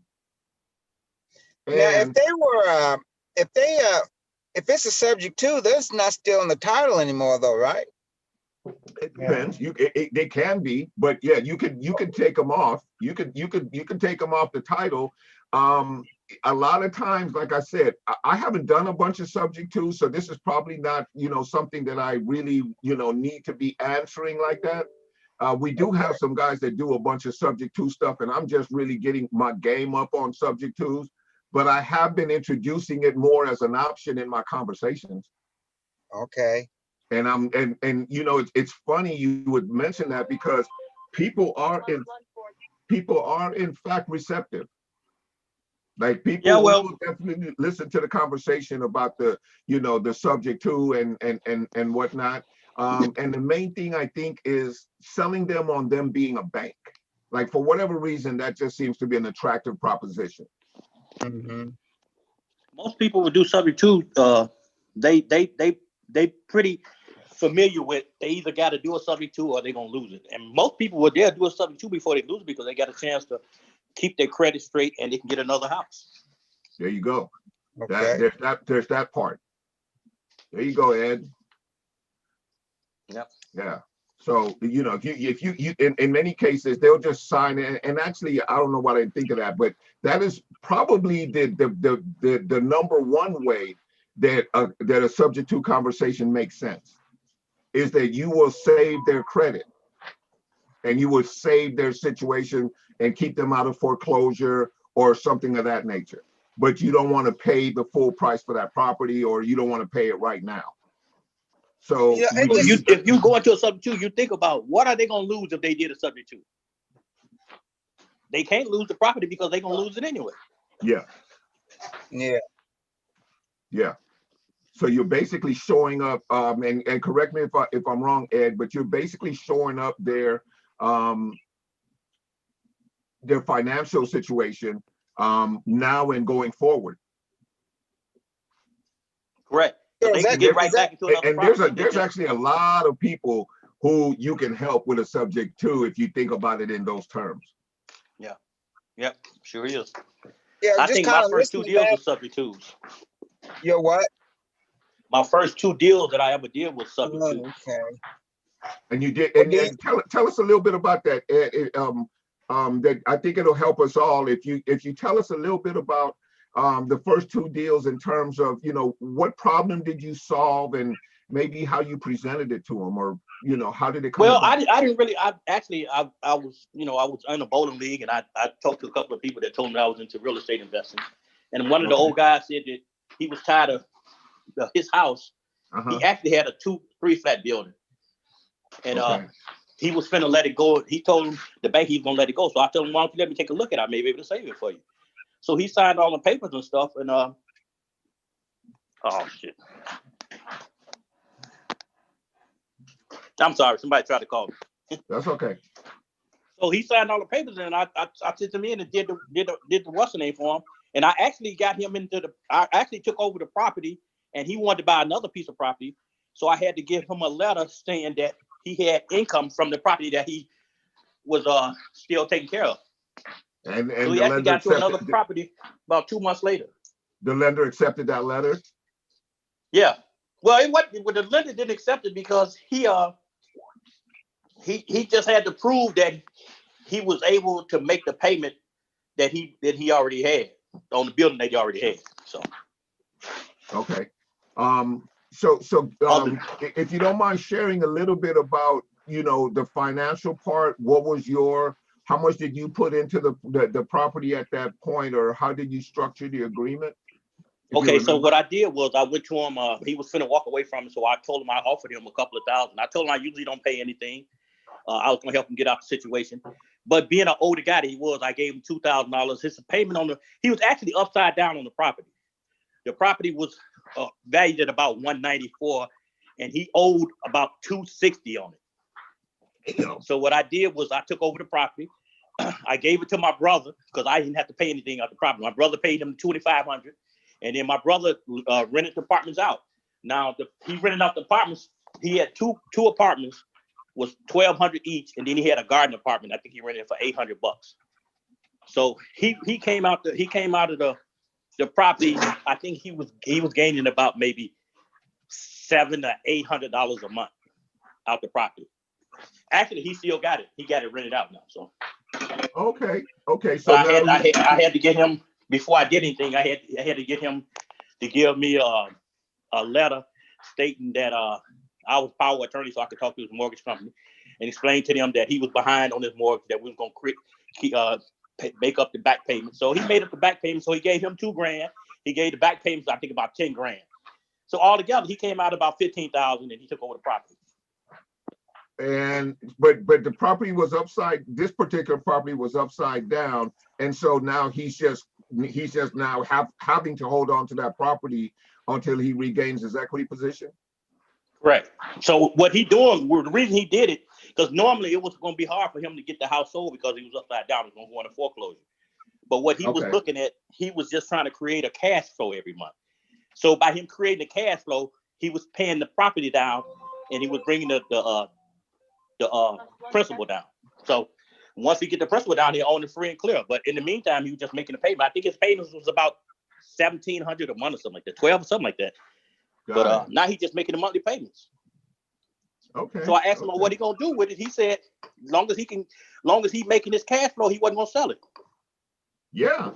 I mean, you know, you stay in it long enough, as like you said, as long as it's cash flowing, you stay in it long enough, it'll eventually, pay off. I mean, you can expect a. And it was a great piece of property, Victor, because it didn't need no work. The guy the guy he had did, man, he had the basement, the garden apartment, man, he had fixed it up like a regular apartment. He had a refrigerator and stove and everything down there. Oh, nice. But the problem that it was in more of a what you call it, a bad area. Oh, okay. Okay, so it wasn't in a great community. No, it wasn't in a great community. It was in a war zone. Oh, God. But it worked out for him because now he got a cash flow. I mean, he's steady calling me. He want to do more deals like that now. Nice. Okay. That painted a real solid picture, man. I could see it in my mind, exactly where you can bring value in terms of that. So that even gave me an idea in terms of who to market to for situations like that. So would you agree that a pre-foreclosure list might be something that would uncover some subject to deals? Without a doubt. Okay. Yeah. I mean, you go into it just like you having the role play. You gotta. I mean, you don't really want to go into explain mode, but you want to actually paint a picture so the person that's giving the property up for subject to can see where it's going to benefit them. Right. And the biggest benefit being to save their financial future and their credit. Correct. Now, I mean, if you find somebody that's finna go into foreclosure right away, they got a lease pending, they finna go. I'm pretty sure it'd be easier to convince them. But what I found out, Victor, in my instance, when I see people that's trying to do a subject to where I'm at in Chicago, a lot of people just don't trust people. Yeah. You know what I'm saying? So they scared. They would rather take a loss and lose the property than you help them. And, I have found myself trying to explain to them, I mean, if you think I'm going to screw you up, how much more can I screw you up? You're going to lose it anyway. So what would be, so I'm thinking ahead a little bit. Would it make sense then to structure a company, a website, information resources, things of that nature that you can drop them into that not only builds credibility, but also educates them on the process and on the value of doing what you're working with? You know what? And it's funny thing you mentioned that because that's what I was working on now. I was trying to put a package together similar to what Justin was talking about, a dedicated buyers program. But I was going to call it a dedicated takeover or something like that. Okay. So if they didn't want to do it, I could send them the information and they can look it over and see if it's something that they may be interested in. Yeah. And I actually found out about subject to too. I don't know if you're familiar with Chris Haskins. He got a site that he goes on. He sells a lot of documents like subject to packages, lease option packages, and stuff like that. What's the name? Chris Haskins? Yeah, Chris Haskins. Yeah, he pretty knowledgeable on that stuff, man. He do a lot of subject tos and lease options, but mainly do now is a lot of rebuilds. He buy land and build property and stuff like that. So. Oh yeah. That's a hot market right now too. I don't know how long it's going to stay hot because, like I was telling you about some of the economic indicators, they expect that building materials will go up 45% over the next couple of months, which is really going to put a cramp in trying to do rehabs and rebuilds, and build outs at that price point. Man, it becomes really difficult. But right now with the tariffs, with Corona and everything else, the cost of these products, if you go to Home Depot right now, you'll see a bump in the price of pretty much everything, right? So I don't know. For me, that's not a market I want to play in right now at the moment. It is eventually, but just because of the economic indicators and the condition of the market right now. Thanks, Curtis Smith. Curtis put the information, a link in the chat box in case you guys want to get familiar with Chris Haskins, Marvin, in case you wanted to look at some more subject to stuff. Right. Okay. Hey, Victor, I'm going to put something in there too, man. All right. This guy that I've run across. Okay. Who's that guy you run across? That guy, have you ever heard of Pace Moby? Oh yeah. Everybody knows Pace Morby. Yeah. Man. He's a baller. Yeah. I never heard of him. No? Yeah, I've been listening to No, him. not I they. mean, if you're talking about subject to, I mean, it's the way he does it though, you know, because they don't believe in getting anything doing lease option. He said if you do a lease option, you feel like that your skills as far as being able to talk to sellers is weak, that you could only settle for a lease option. Okay? They don't do anything. They go for the subject to, take the property over, or they don't do it at all. But yeah, Oh, I've really? been listening to him. I cannot be mad at that. You know, that might be the next level, even for me, you know, because I am in a position now where I want to start to acquire equity. What he does is when he takes it over, what he takes everything over in subject to, but then he sells it all a leased option. Yeah, But yeah. he still but he's in the equity position though, right? Yeah, Because for a right. little while he's in the equity position. So I'm pretty sure it sounds like what he would do is he'd get it under contract, you know, as a subject to, and then he would do a sandwich lease option, which means he will stay in the middle and acquire the cash flow that's available in between, and then at some point he'll liquidate, and you know he would take out whatever equity is remaining. So Yeah, if he can't get it in his name, if he can't get them to say yes, it's subject to, he said he won't do any lease options, just a regular lease. It has to be subject to. Then when he goes and markets it, well, then he's just the seller. He's the owner, so he can do whatever he wants, and that's when he does it on the lease okay, option. well that is a method. You know, I you know, I mean, I don't know if I necessarily agree with it. You know, some lease options have done quite well. You know, I'm pretty happy with my lease option life. So, you know, I don't know if Yeah, I a lot agree of some people that don't like to do lease options, they just don't like renting. They think it's more like renting. So yeah. You know, I grab my 10 grand and you know on to the next one. I don't, you know, but again, it's kind of also stage of life, right? Or stage of the game for you, because in the beginning, for most of us, what we need more than anything is cash. correct. And that was the case with me. I need more than anything. I needed money. I needed to you know, fatten up my bank account so I wouldn't feel like, you know, one hiccup and my ass is on the streets. So my whole How do you do that? How do you do? So you just do? Are you doing lease with an option, or do you do actually sandwiches? Or explain what type of lease option do you do? both. I do straight lease options and sandwich lease options. Okay. Yeah. And I basically am just, I don't have any obligation to the property per se. You know, I'm not on title, or I'm not any, I literally can just, you know, walk away if I wanted to, which I won't, because I'm not going to leave money on the table. But the truth of the matter is that, you know, there is a certain level of commitment that you have to the deal once you're on title and once you do all the subject to stuff, right? You're now in the deal at a certain level. For me, initially, I wasn't comfortable with that. Like, I didn't want to be part of it like that. I just wanted extract my little bit of money and let you go on about your business and stack, you know, to the point at which, you know, I could kind of, you know, relieve some pressure in my life. And then well, now I'm at that point now where, okay, it's time to start building some more equity. You know, I have a couple of properties, but you know, it's time to start accumulating assets now. Did you learn your lease option training from Claude, or No, mostly what I use Claude for is mostly the guts sales training method.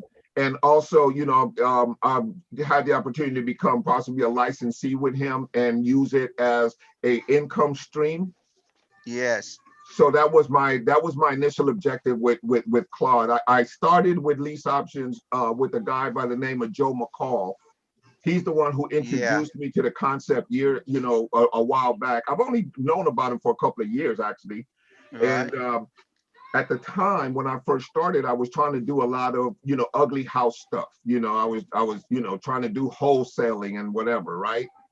And I was going nowhere, like nowhere.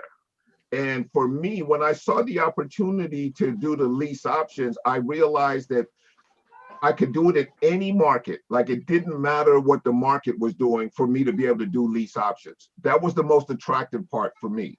And, you know, once I learned and got comfortable with having the conversations, it just kind of became sort of, you know, I kind of gravitated naturally and I grew within that particular methodology, right? So now I still do wholesale deals, but they come as a result of me doing other things. And my focus, I stay in my lane. I go for lease options. Now, I will look to expand on my lease option activity by going into the subject to portion. Why the subject to portion is because I want to start acquiring some assets. If I can do some subject twos, now I put myself in an ownership position at the lowest risk possible, right? And I start to build equity while still receiving that income. Right. Right. Victor, so Victor, when you buy your properties, do you buy them in your name or you buy them in trust? I buy them in LLCs. So why you don't buy them in trust and make your LLC the beneficiary? That is exactly what we're doing right now. We're actually setting all that up. I have a whole corporate umbrella structure that we're currently you know, putting together and everything to move everything over. Because I didn't have enough assets before to make it even, you know, work. You know, it was great, but you know. Hey, Victor. Yeah, because one of the mentors that I've been following, other than Justin, was telling me that any property he don't own anything. He controls it all, but he don't put no property in his name. He put them in a trust. Absolutely. I said, what trust? He said, well, you only can put them in a revocable trust. If you put them in a land trust, certain states don't recognize land trust. So he told me to put them all in revocable trust. Yeah, and you know, it's a matter of your skill, right? Of what you learn. So as I learn, I implement. Okay. So initially, you know, that wasn't something I was focused on or cared about. Now, obviously, as assets become greater and you know, deals become more plentiful and, you know, taxes become a real issue, you know, now you have to structure accordingly, right? Before, well, I mean, before I guess, it wasn't but I that think you really talking about the trust. It wasn't about the taxes. It was more for yourself, I guess. Of protection, right? Of you know, not able to have people come after you all hard and stuff. Marvin, well, if you don't own anything, they come after you, they ain't getting nothing. Exactly, and it's mostly, you know, protection, asset protection. Right. Yeah, Victor. My question was, you know, because I've checked into McCall several times. My question to you is, so did you go out to St. Louis and get set up with him? You know how he's got that, you know how Joe McCall, he has a couple of programs where if you come out there, they'll set up your marketing business and all that. Did you do that? No, I didn't. No, you know, he does a done for you sort of thing where he sets everything up. I did not do that. You know, I got introduced to it through Joe McCall. But one of the things that, you know, kind of turned me off in terms of him particularly is that, you know, he kept filling up my mailbox with shiny new toys. Yes, exactly. Me too, man. Because I bought a few of his courses. It got too annoying. I've gotten a few of his courses. Like I say, McCall is on every video. Hold on a minute, Edward. Hold on, Edward. Okay, I'm sorry. Go ahead, Marvin. What were we saying?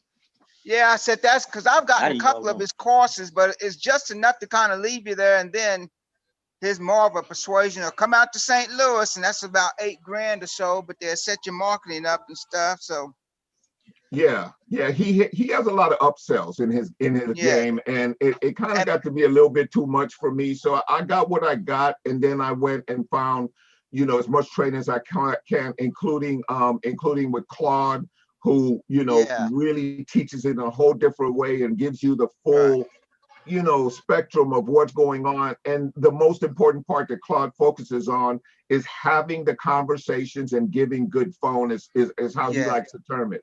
And that's really where everything starts. If you can give good phone and extrapolate the right information from the person that you're speaking with, then you can actually turn around and design any deal you want. I just got two quick questions because I know I've been talking quite a bit. So one of the questions, well, one of the comments says with Joe, you know, because part of his deal, he wants you to sign up for that REI that's $300 a month. Yeah. Where he hooks you in that program. But Yeah, Nope. I've been debating, and then I thought about John Jackson, the guy from Texas, and his deal was like 9,500 a month. So Yeah. everywhere Yeah. you look, You these know, guys kind of bleed you dry. But yeah. my Yeah. other question was, because I got the guts too, Victor, and I can tell, man, I can see why, Claude was willing to do that with you, man, because I happened to watch one of those other deals, and I could tell that you really had, pretty much kind of perfected what Claude was teaching as far as, get the agenda, etc., close the deal. And my question to you is, do you have like a system? What did you do to kind of, because, when you get on there with Claude and you can talk to him for a little bit, and then he's got his courses and stuff. And I know it takes a lot of just talking to a lot of people, but I was trying to figure out how I could just kind of zero in where I can get the real principle of Claude's deal so that, I can take it and really run with it. I think, well, I'll tell you what, you guys, I think Claude probably heard that question, and he has been kind enough to dip his toe in the water over here. So I am going to let Claude come on board and answer that question for us. You thought you were going to sneak in and not have to say anything, but I'm not going to let you get away like you never let me get away. There you go. Hello, Claude. Hello, Mr. Elmore. How are you? Hey, everybody. I'm doing all right, man. Hey, Claude. I can run, but I can't. I can run, but I can't hide from this group. Can't I? I'm sorry, I was kind of doing something else. Could you, in one sentence, could you ask me that question again, please?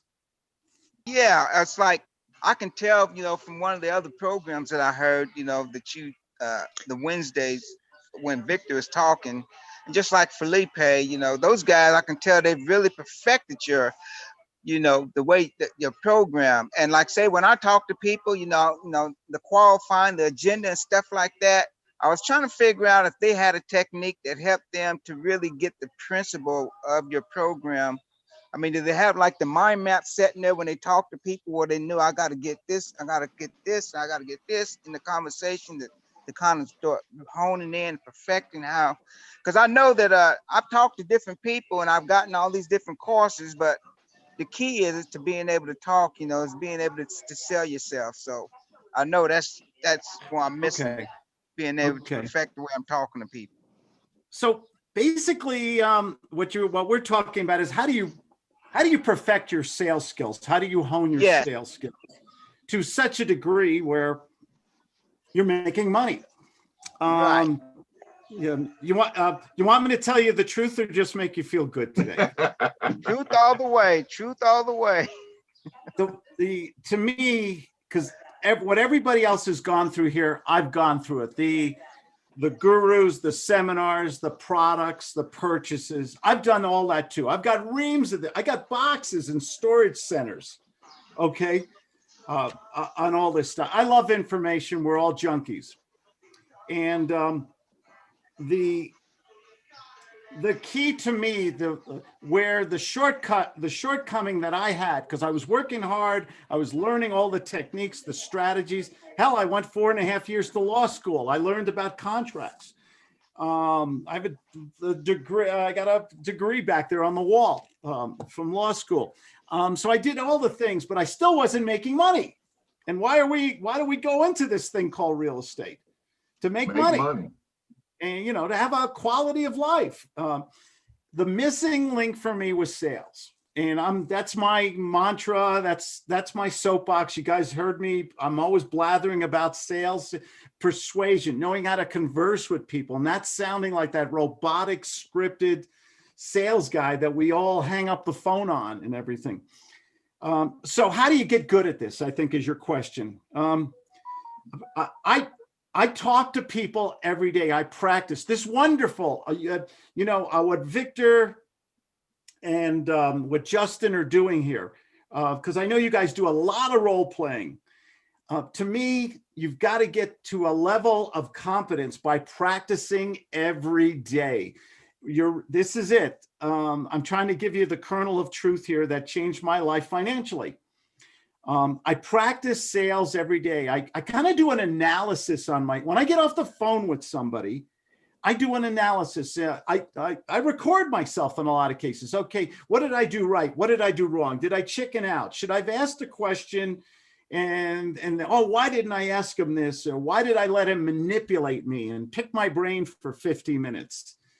And I kind of do this diagnostic on myself. So every day you practice with a group like this, or we do on Mondays, or you do an entourage or a private session with me, you're in my program, or you make real phone calls. Even with real phone calls, picking up the Zoom or Craigslist, go into it with the attitude, okay, maybe I'm not going to do a deal, but I'm going to make myself a better salesperson. I'm going to do things different. I'm going to sound different than everyone else. Okay, when you go, and we did this Monday, did you get to listen to the Monday group call? Because I kind of did the doctor analogy. When you go in to see your doctor, he or she says, hey, we're having a special on back surgery. Hop on the table here. The price goes up on Friday. You don't want to go to a doctor like that. But what does your doctor do? He or she says, hey, why are you in here? What hurts? When did it start hurting? Are you taking medications? What kind of work do you do? Do you lift bricks or you lift a pencil? Did your father or mother have those? And they do that diagnostic, that analysis, that examination before they prescribe medication or treatment, course of treatment. So, the old joke, a little boy goes up to an old man. He says, how do I get to, I'm lost. How do I get to Carnegie Hall? And the old man says, you practice, my boy, you practice. And that's, and he meant playing in the orchestra, bad joke. But the key is here, someone's got some background noise, I think. Yeah, somebody's got to mute them. Somebody's got to mute themselves. Let me see if I can find it. Okay, it's better. Thank you, whoever did it. You got to focus on one thing intently. I'm sorry if I'm going too long here, Victor. Apologies. This is a really great question. No, not at all. You got to learn how to talk to people. I was a shy guy. Okay, my wife. Yes, my wife. If you don't believe me, I was the guy. When we used to go on dates, I wrote little notes in a little crib sheet, talking points, because she made me nervous. Beautiful women do that. Hey, married 34 years for a reason. The thing about it is I talk to people. First question, I go into the agenda. I skip the traditional bonding and rapport. Why are we talking today? What is your biggest challenge? What is your problem? What do you want to see happen? Tell me what you'd like to see. And maybe I can help you solve it. If I can give you a solution that works in your time frame, your budget, your area of authority, can we make a commitment today? Or are we on a fishing expedition? So I'm sorry to give such a simple answer to such a complicated question, but I practice every day. I talk to my clients. I do cold calls still too. I'd rather do my warm calls. I do a lot of marketing for warm calls because they're much easier, common sense. And I go into, and I use the system. There's a reason why did Henry Ford invent an assembly line? You remember before Henry Ford, you know how they used to make cars? They'd build them one at a time. They'd have all these guys, and it took days to put a car together. And Henry Ford said, the genius of Henry Ford was we'll build an assembly line and everybody will have one job. And instead of days to build this car, we'll get a car out in a couple hours or multiple cars in hours. So you got to practice sales, learn how to ask questions, and do a diagnostic on yourself. Say, hey, what did I do right? What did I do wrong? What could I have done better?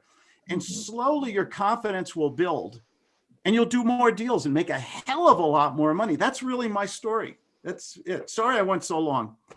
Oh, no, absolutely. Yeah. That's true. I think that's pretty much the truth for all of us. I appreciate the compliment. And you also mentioned Felipe, and, Justin is also in there. I think the only thing that we do is we practice a lot and we show up for the trainings, and we have a commitment to improving as far as this is concerned. And it's nothing that anybody in this group or any place else cannot do. In fact, Claude has so much free information online that you can basically learn his methodology. It won't be exactly the same because you won't have, obviously coaching makes a big difference in how you learn and the quality of your information. But, practice is like Claude's saying, there's nothing more important than practice. Like, that's it.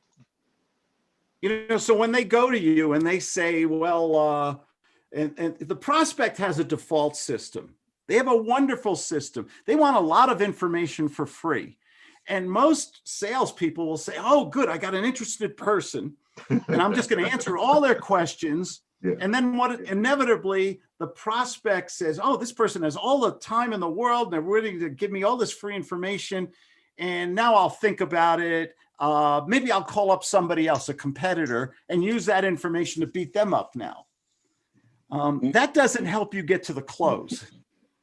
Okay, just giving presentations and disseminating information without diagnosing the patient first. Wow. And you slowly see that your confidence gets better and you're more in control, and you even get to fire the prospect. Do you know how wonderful it is to go to somebody and say, you know what? If we can't do business today, if this is not right, would you tell me to get lost? Would you tell me it's over, please? If you want to, if you're saying, well, you'll think about it and call a few days, what's going to happen in a few days? You're going to go on witness protection, or you're going to tell me it's too much money, or you're not ready to do the deal. Why don't we do that just right now? But the problem is go ahead. Go ahead. I was just saying that analogy that you use, I tried in my everyday life about asking them if as we finish, and they turn around. We did a mind map here. I have it still on my desk here about why sell like a doctor. What does a doctor do? There's a certain respect from the patient. Okay, they came to them, they have a pain or a problem. Don't our prospects in real estate, buying or selling or investing, don't they have a problem or a need or a greed? And shouldn't we get them talking more than us in the beginning? Gee, well, why don't you just go out and buy it, or get a mortgage, or hire a realtor, or put the sign on the door, put a sign on the lawn and sell it yourself? What do you think you need from me today? What's the real problem here? And then we know exactly how to attack or close them because we know the main issue. But if we just do an all or nothing with the kitchen sink and throw it against the wall, they go to sleep. We overpower them with too much information instead of working on that one thing that'll make them say yes. Yeah, absolutely. That's amazing. One of the things that has been sort of a benefit to me out of working with Claude's system, and I don't know, I'm going to ask you a question, Claude, after I do this, in terms of what happens after you get off the phone with people a lot of times. But with me, what I find is that, one, I pinpoint my conversation, and two, when I leave that conversation, I feel like that conversation is over. I don't have that lingering feeling of, something's left on the table and maybe I should go back. And what you'll find is that will give you so much mental and emotional space that allows you to go into your next conversation with a certain level of freedom and space that you don't have if you don't use the proper methods. And Claude's methodology allows you to do that. But my question to you, Claude, was how, at this stage of your career, do you ever get off the phone and say, man, I should have done this? Do you still do that, or do you do it less now? Or absolutely. Nobody. Okay, so I don't have to feel bad. Nobody has reached the mountaintop yet. Okay. We're getting close. We're trying to, but I'll go a lot of times. Oh man, why did I say that? Why did I do that? I totally, we're dealing with a variety of personalities, a variety of situations and strategies and things like that. We have some people, they're, pathological liars. They're so good at lying, that sometimes they're hard to read. Fortunately, most people are not like that. I will always do after I get off the phone. Last night, I had a very good conversation with a gentleman. It was our second phone call, which is usually the max for me.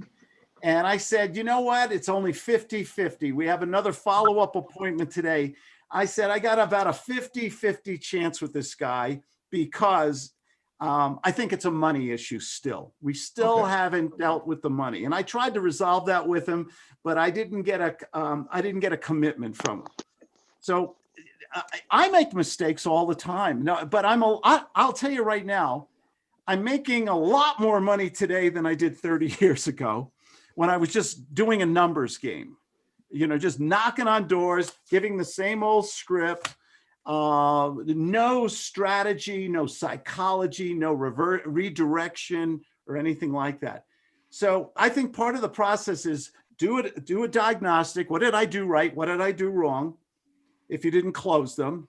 And if you got to follow up, I always do a follow up. I send a video to everybody after I follow up, kind of, you know, saying, hey, pleasure to speak with you, Mr. Walker. This is what we discussed. I made a decision. I made a decision. I'd like to buy your property. This is my offer. My offer expires at 4:30 on Friday afternoon. I need to hear from you today. This is my phone number. I'd love to do business with you, but if we can't, just call me and say no. Give me that courtesy. Have a nice day.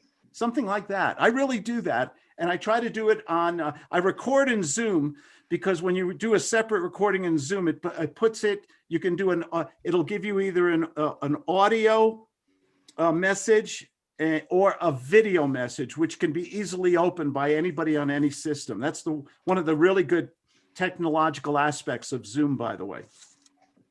I think it's called MP4 and MV4 or 3 or something like that. Yeah. Which is easy to open. So everybody makes mistakes. Nobody's perfect. Okay. Grant Cardone makes mistakes. Everybody does. It's just, are you making less mistakes and are you trying not to repeat them all the time? You guys know I don't allow people to say I want to think about it. I'll say no, you're not allowed to think about it. Yeah, I'll say, Mr. Porter, you're not allowed to think about it. Usually that means you're being polite to me, and you'd really say no. And I think you know, why don't we just say no right now? I don't want you to do something you're not comfortable with, sir. Claude, that whole sort of thinking process right there. Now, you always say that the salesman is the most important person on the phone, right? Or in the conversation. Salesperson comes first in my world. Salesperson comes first. That's right. And so, because I know the people in this room are decent, hardworking people. They're not going to do a Ponzi scheme. They're not Bernie Madoff. They just want to put mac and cheese on the table. They want to make an honest buck, and they want to help people solve problems. So I think everyone in this room should come first. What do you think? Absolutely. My question to you was, like, for me, it's a matter of cleaning up mental space. And so when you ask that person that question and you dismiss this conversation or you end this conversation, do you feel like for me, it's like, okay, that's done. And now I don't have to carry that with me into the next conversation or the next day or the next whatever. Is that part of your thinking in terms of that?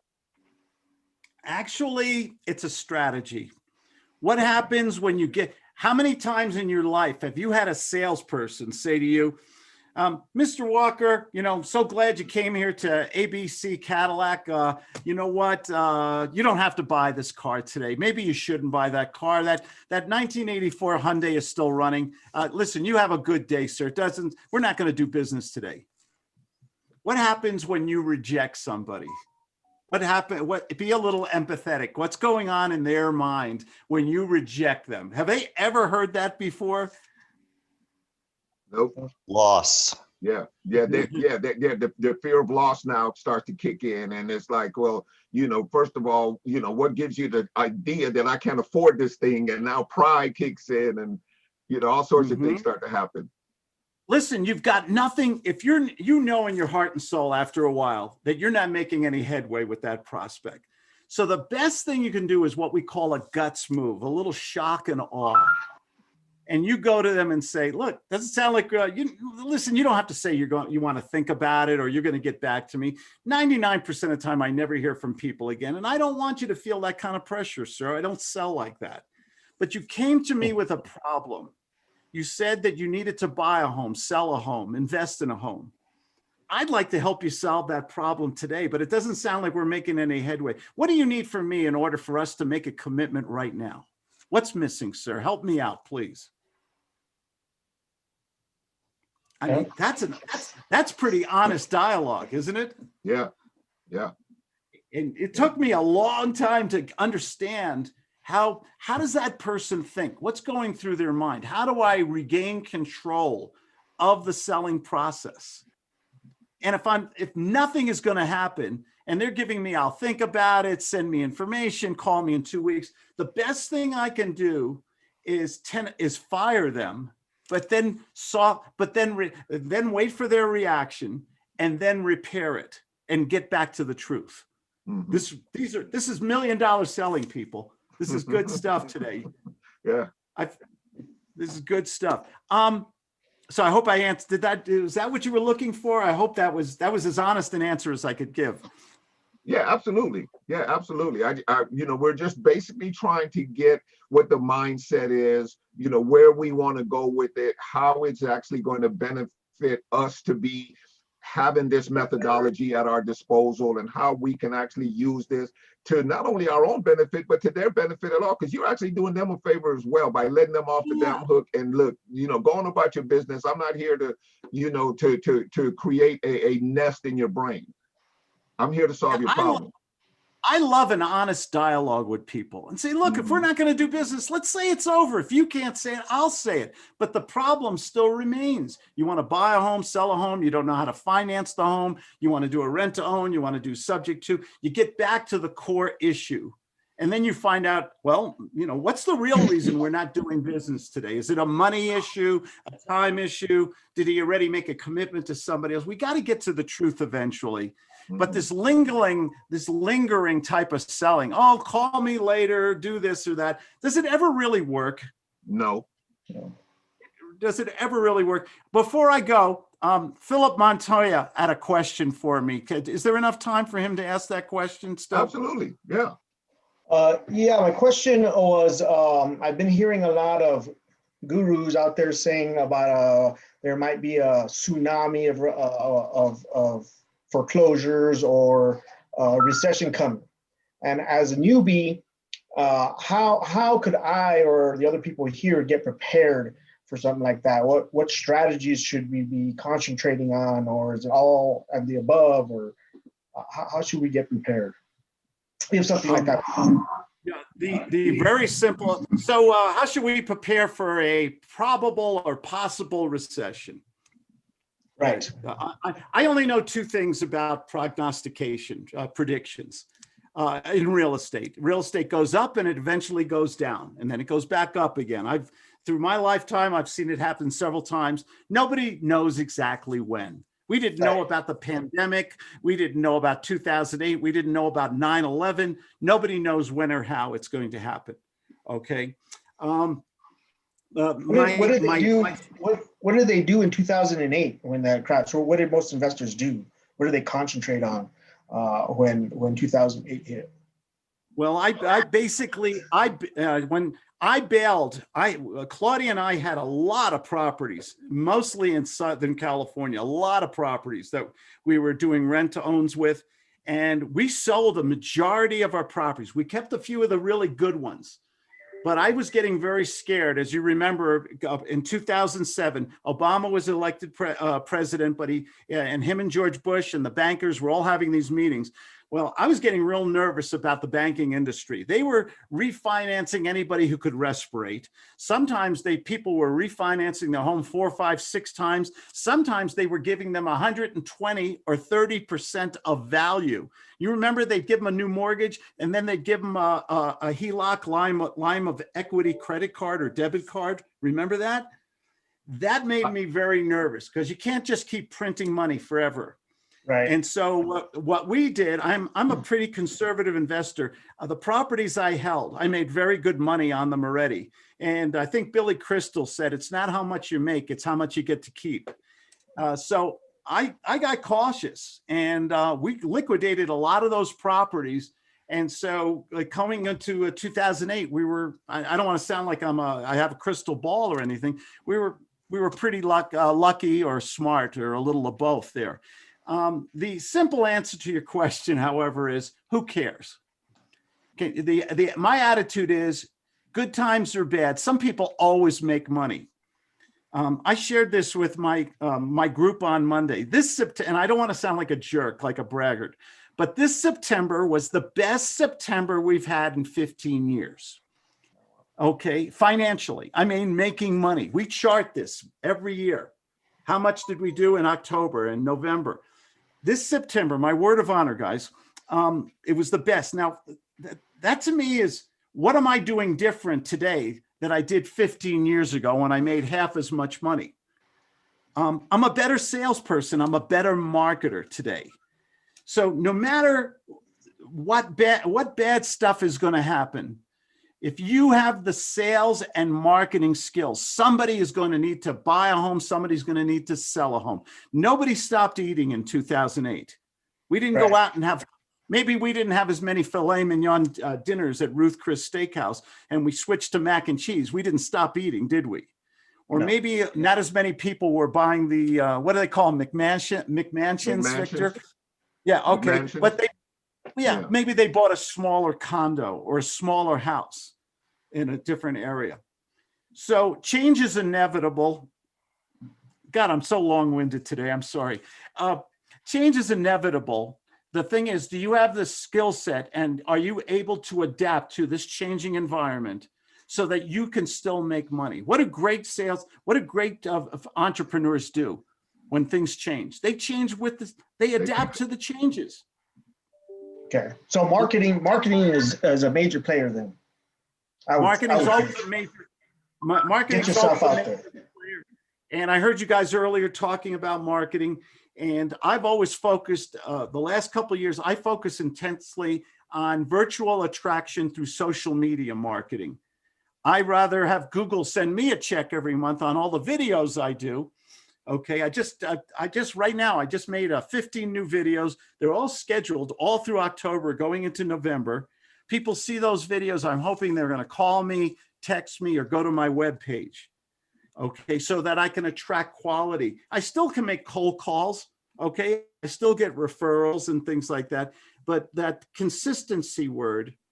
So no matter what happens to the economy, nobody's going to start living on the street. They just may slow down the buying on these big new houses. Right now, what I'm seeing, I'm in a little country town here in Colorado, a little ski town.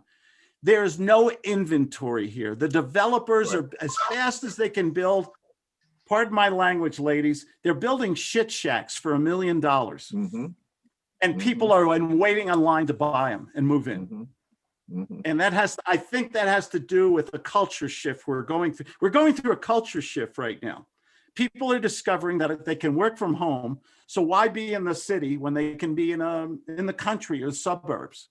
And we're seeing people with money and credit who can move now are doing it. Mm-hmm. And you're seeing a lot of people leaving the major cities right now. There's a little bit of an exodus there. So there could be a blip in real estate in some of the major cities. But other cities like Phoenix are booming right now. Mm-hmm. Right. Mm-hmm. And everything. Philip, where do you live again? Albuquerque, New Mexico. Albuquerque. I love New Mexico. Okay. Yeah. One of our states is missing, right? Land of enchantment. Well, entrapment. Yeah, I love New Mexico. One of the biggest mistakes I made in real estate was not investing in Ruidoso, New Mexico. Yeah, they're making 5-acre lots for $25,000. Do you know what they go for today? They're really expensive. 5-acre lots for $25K, right near the ski area. They have a little ski area. They have casinos there. I think there's an Indian reservation with casinos there. They have a little airport there. It's a lovely little town, Disneyland type town. And I didn't invest in there. And I bet you those 5-acre lots are worth $1 million now. Oh, easy. Yeah. Yeah. Yeah. So marketing. Adapt, be strong in your sales. I read the Wall Street Journal and the New York Times every day. Somewhere in the middle, there's some truth, and you can make money in an up or down market. Some great fortunes were made in down market or changing markets. Yeah. So it just depends on your skill level then. Practice makes better. Do what you got to do and do your marketing. Yeah, and be an optimist, you know? Yeah. You know, there's a lot of people when things get bad, you know, and there's a lot of bad stuff right now. There's a lot of people hurting right now. I'm really sensitive to that. That's why, you know, when I almost apologize when I have a good month in September. I know that there's a lot of people really hurting out there right now. I have friends who have little mom and pop restaurants and businesses, and they got mortgages and kids in college and stuff, and they're hurting bad right now. Right. In stuff like that. And they're adapting, by the way. They're doing I have one friend, he said, I'll never do home delivery. Guess what he's doing now? So he's adapting. That's good. He's adapting. He expanded his tables outside. Okay. He, you know, changed a lot of things around. This is the adaptation. You know, Darwin said the strong will survive.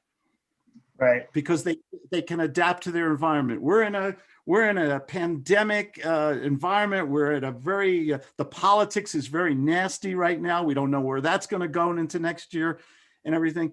Don't get caught up in the negativity. Try to put some blinders on and see what's good or what you can take advantage of. Right. Yeah. All right. Yeah. I'm in the mindset of always being prepared for whatever, so I can be prepared and be able to be successful in that preparation. Watch your overhead. Have a little cushion of money right now. Well, one of the good things about this pandemic is we're not spending as much money on vacations or going out to dinner, right? That's so true, right? let's maybe put away a little nest egg. Okay, because if a recession or something does come going into 2021, that means there'll be buying opportunities to buy good properties in good neighborhoods for a lot less money. There you go. Well, thanks, Claude. I appreciate that. I've got a big mouth here. I'm sorry, Victor. I took over this thing and I didn't mean to. Oh no, you're good to go. Yeah, if you go back, Philip, at the beginning of today's show, I guess I'll call it. I kind of missed talking it. about some of those same things, and you find that the market is always segmented, and there's a whole lot of money out there right now. And don't get caught up in the numbers of unemployment and all that stuff, because it's from a segment. It's from hospitality, it's from restaurants, it's from a lot of those areas, and they skew the numbers. But the people are out there are buying like crazy. There is no shortage of money. There is no shortage of the acquisition of knowledge also. Like right now, we're in an environment where people are just seeking knowledge, understanding that they can work from home and they can do all kinds of stuff. So if you have a skill set that you can share, that's another segment of the population that is begging for it. So it's all segmented, and there's always an opportunity in there for us. And like Claude said, there's, you just make the adjustments, you pivot when it's time to pivot, and you make your money and focus on that. Right on. Yeah. Thank you, guys. Yeah. All right. Thank you. Hey, Claude, Victor, thank you so much for coming in again, man. Thank you. You're just invaluable to us. I appreciate everything you do for us. Thanks for having me on and taking over here again. You guys are great. Thank you so much. Thanks, Claude. All right. Hey, folks, that's going to wrap it up. We went over a little bit, but I think you guys could all agree it was worth it. So let's go out there. Let's make some phone calls, you guys. Let's practice our game. Let's get strong with it. Alus, I need to talk to you. I'll call you in a little while. Hey, Victor, one thing. Yeah. What was the name of that guy you was talking about? That the subject to the guy who said you're gonna put in?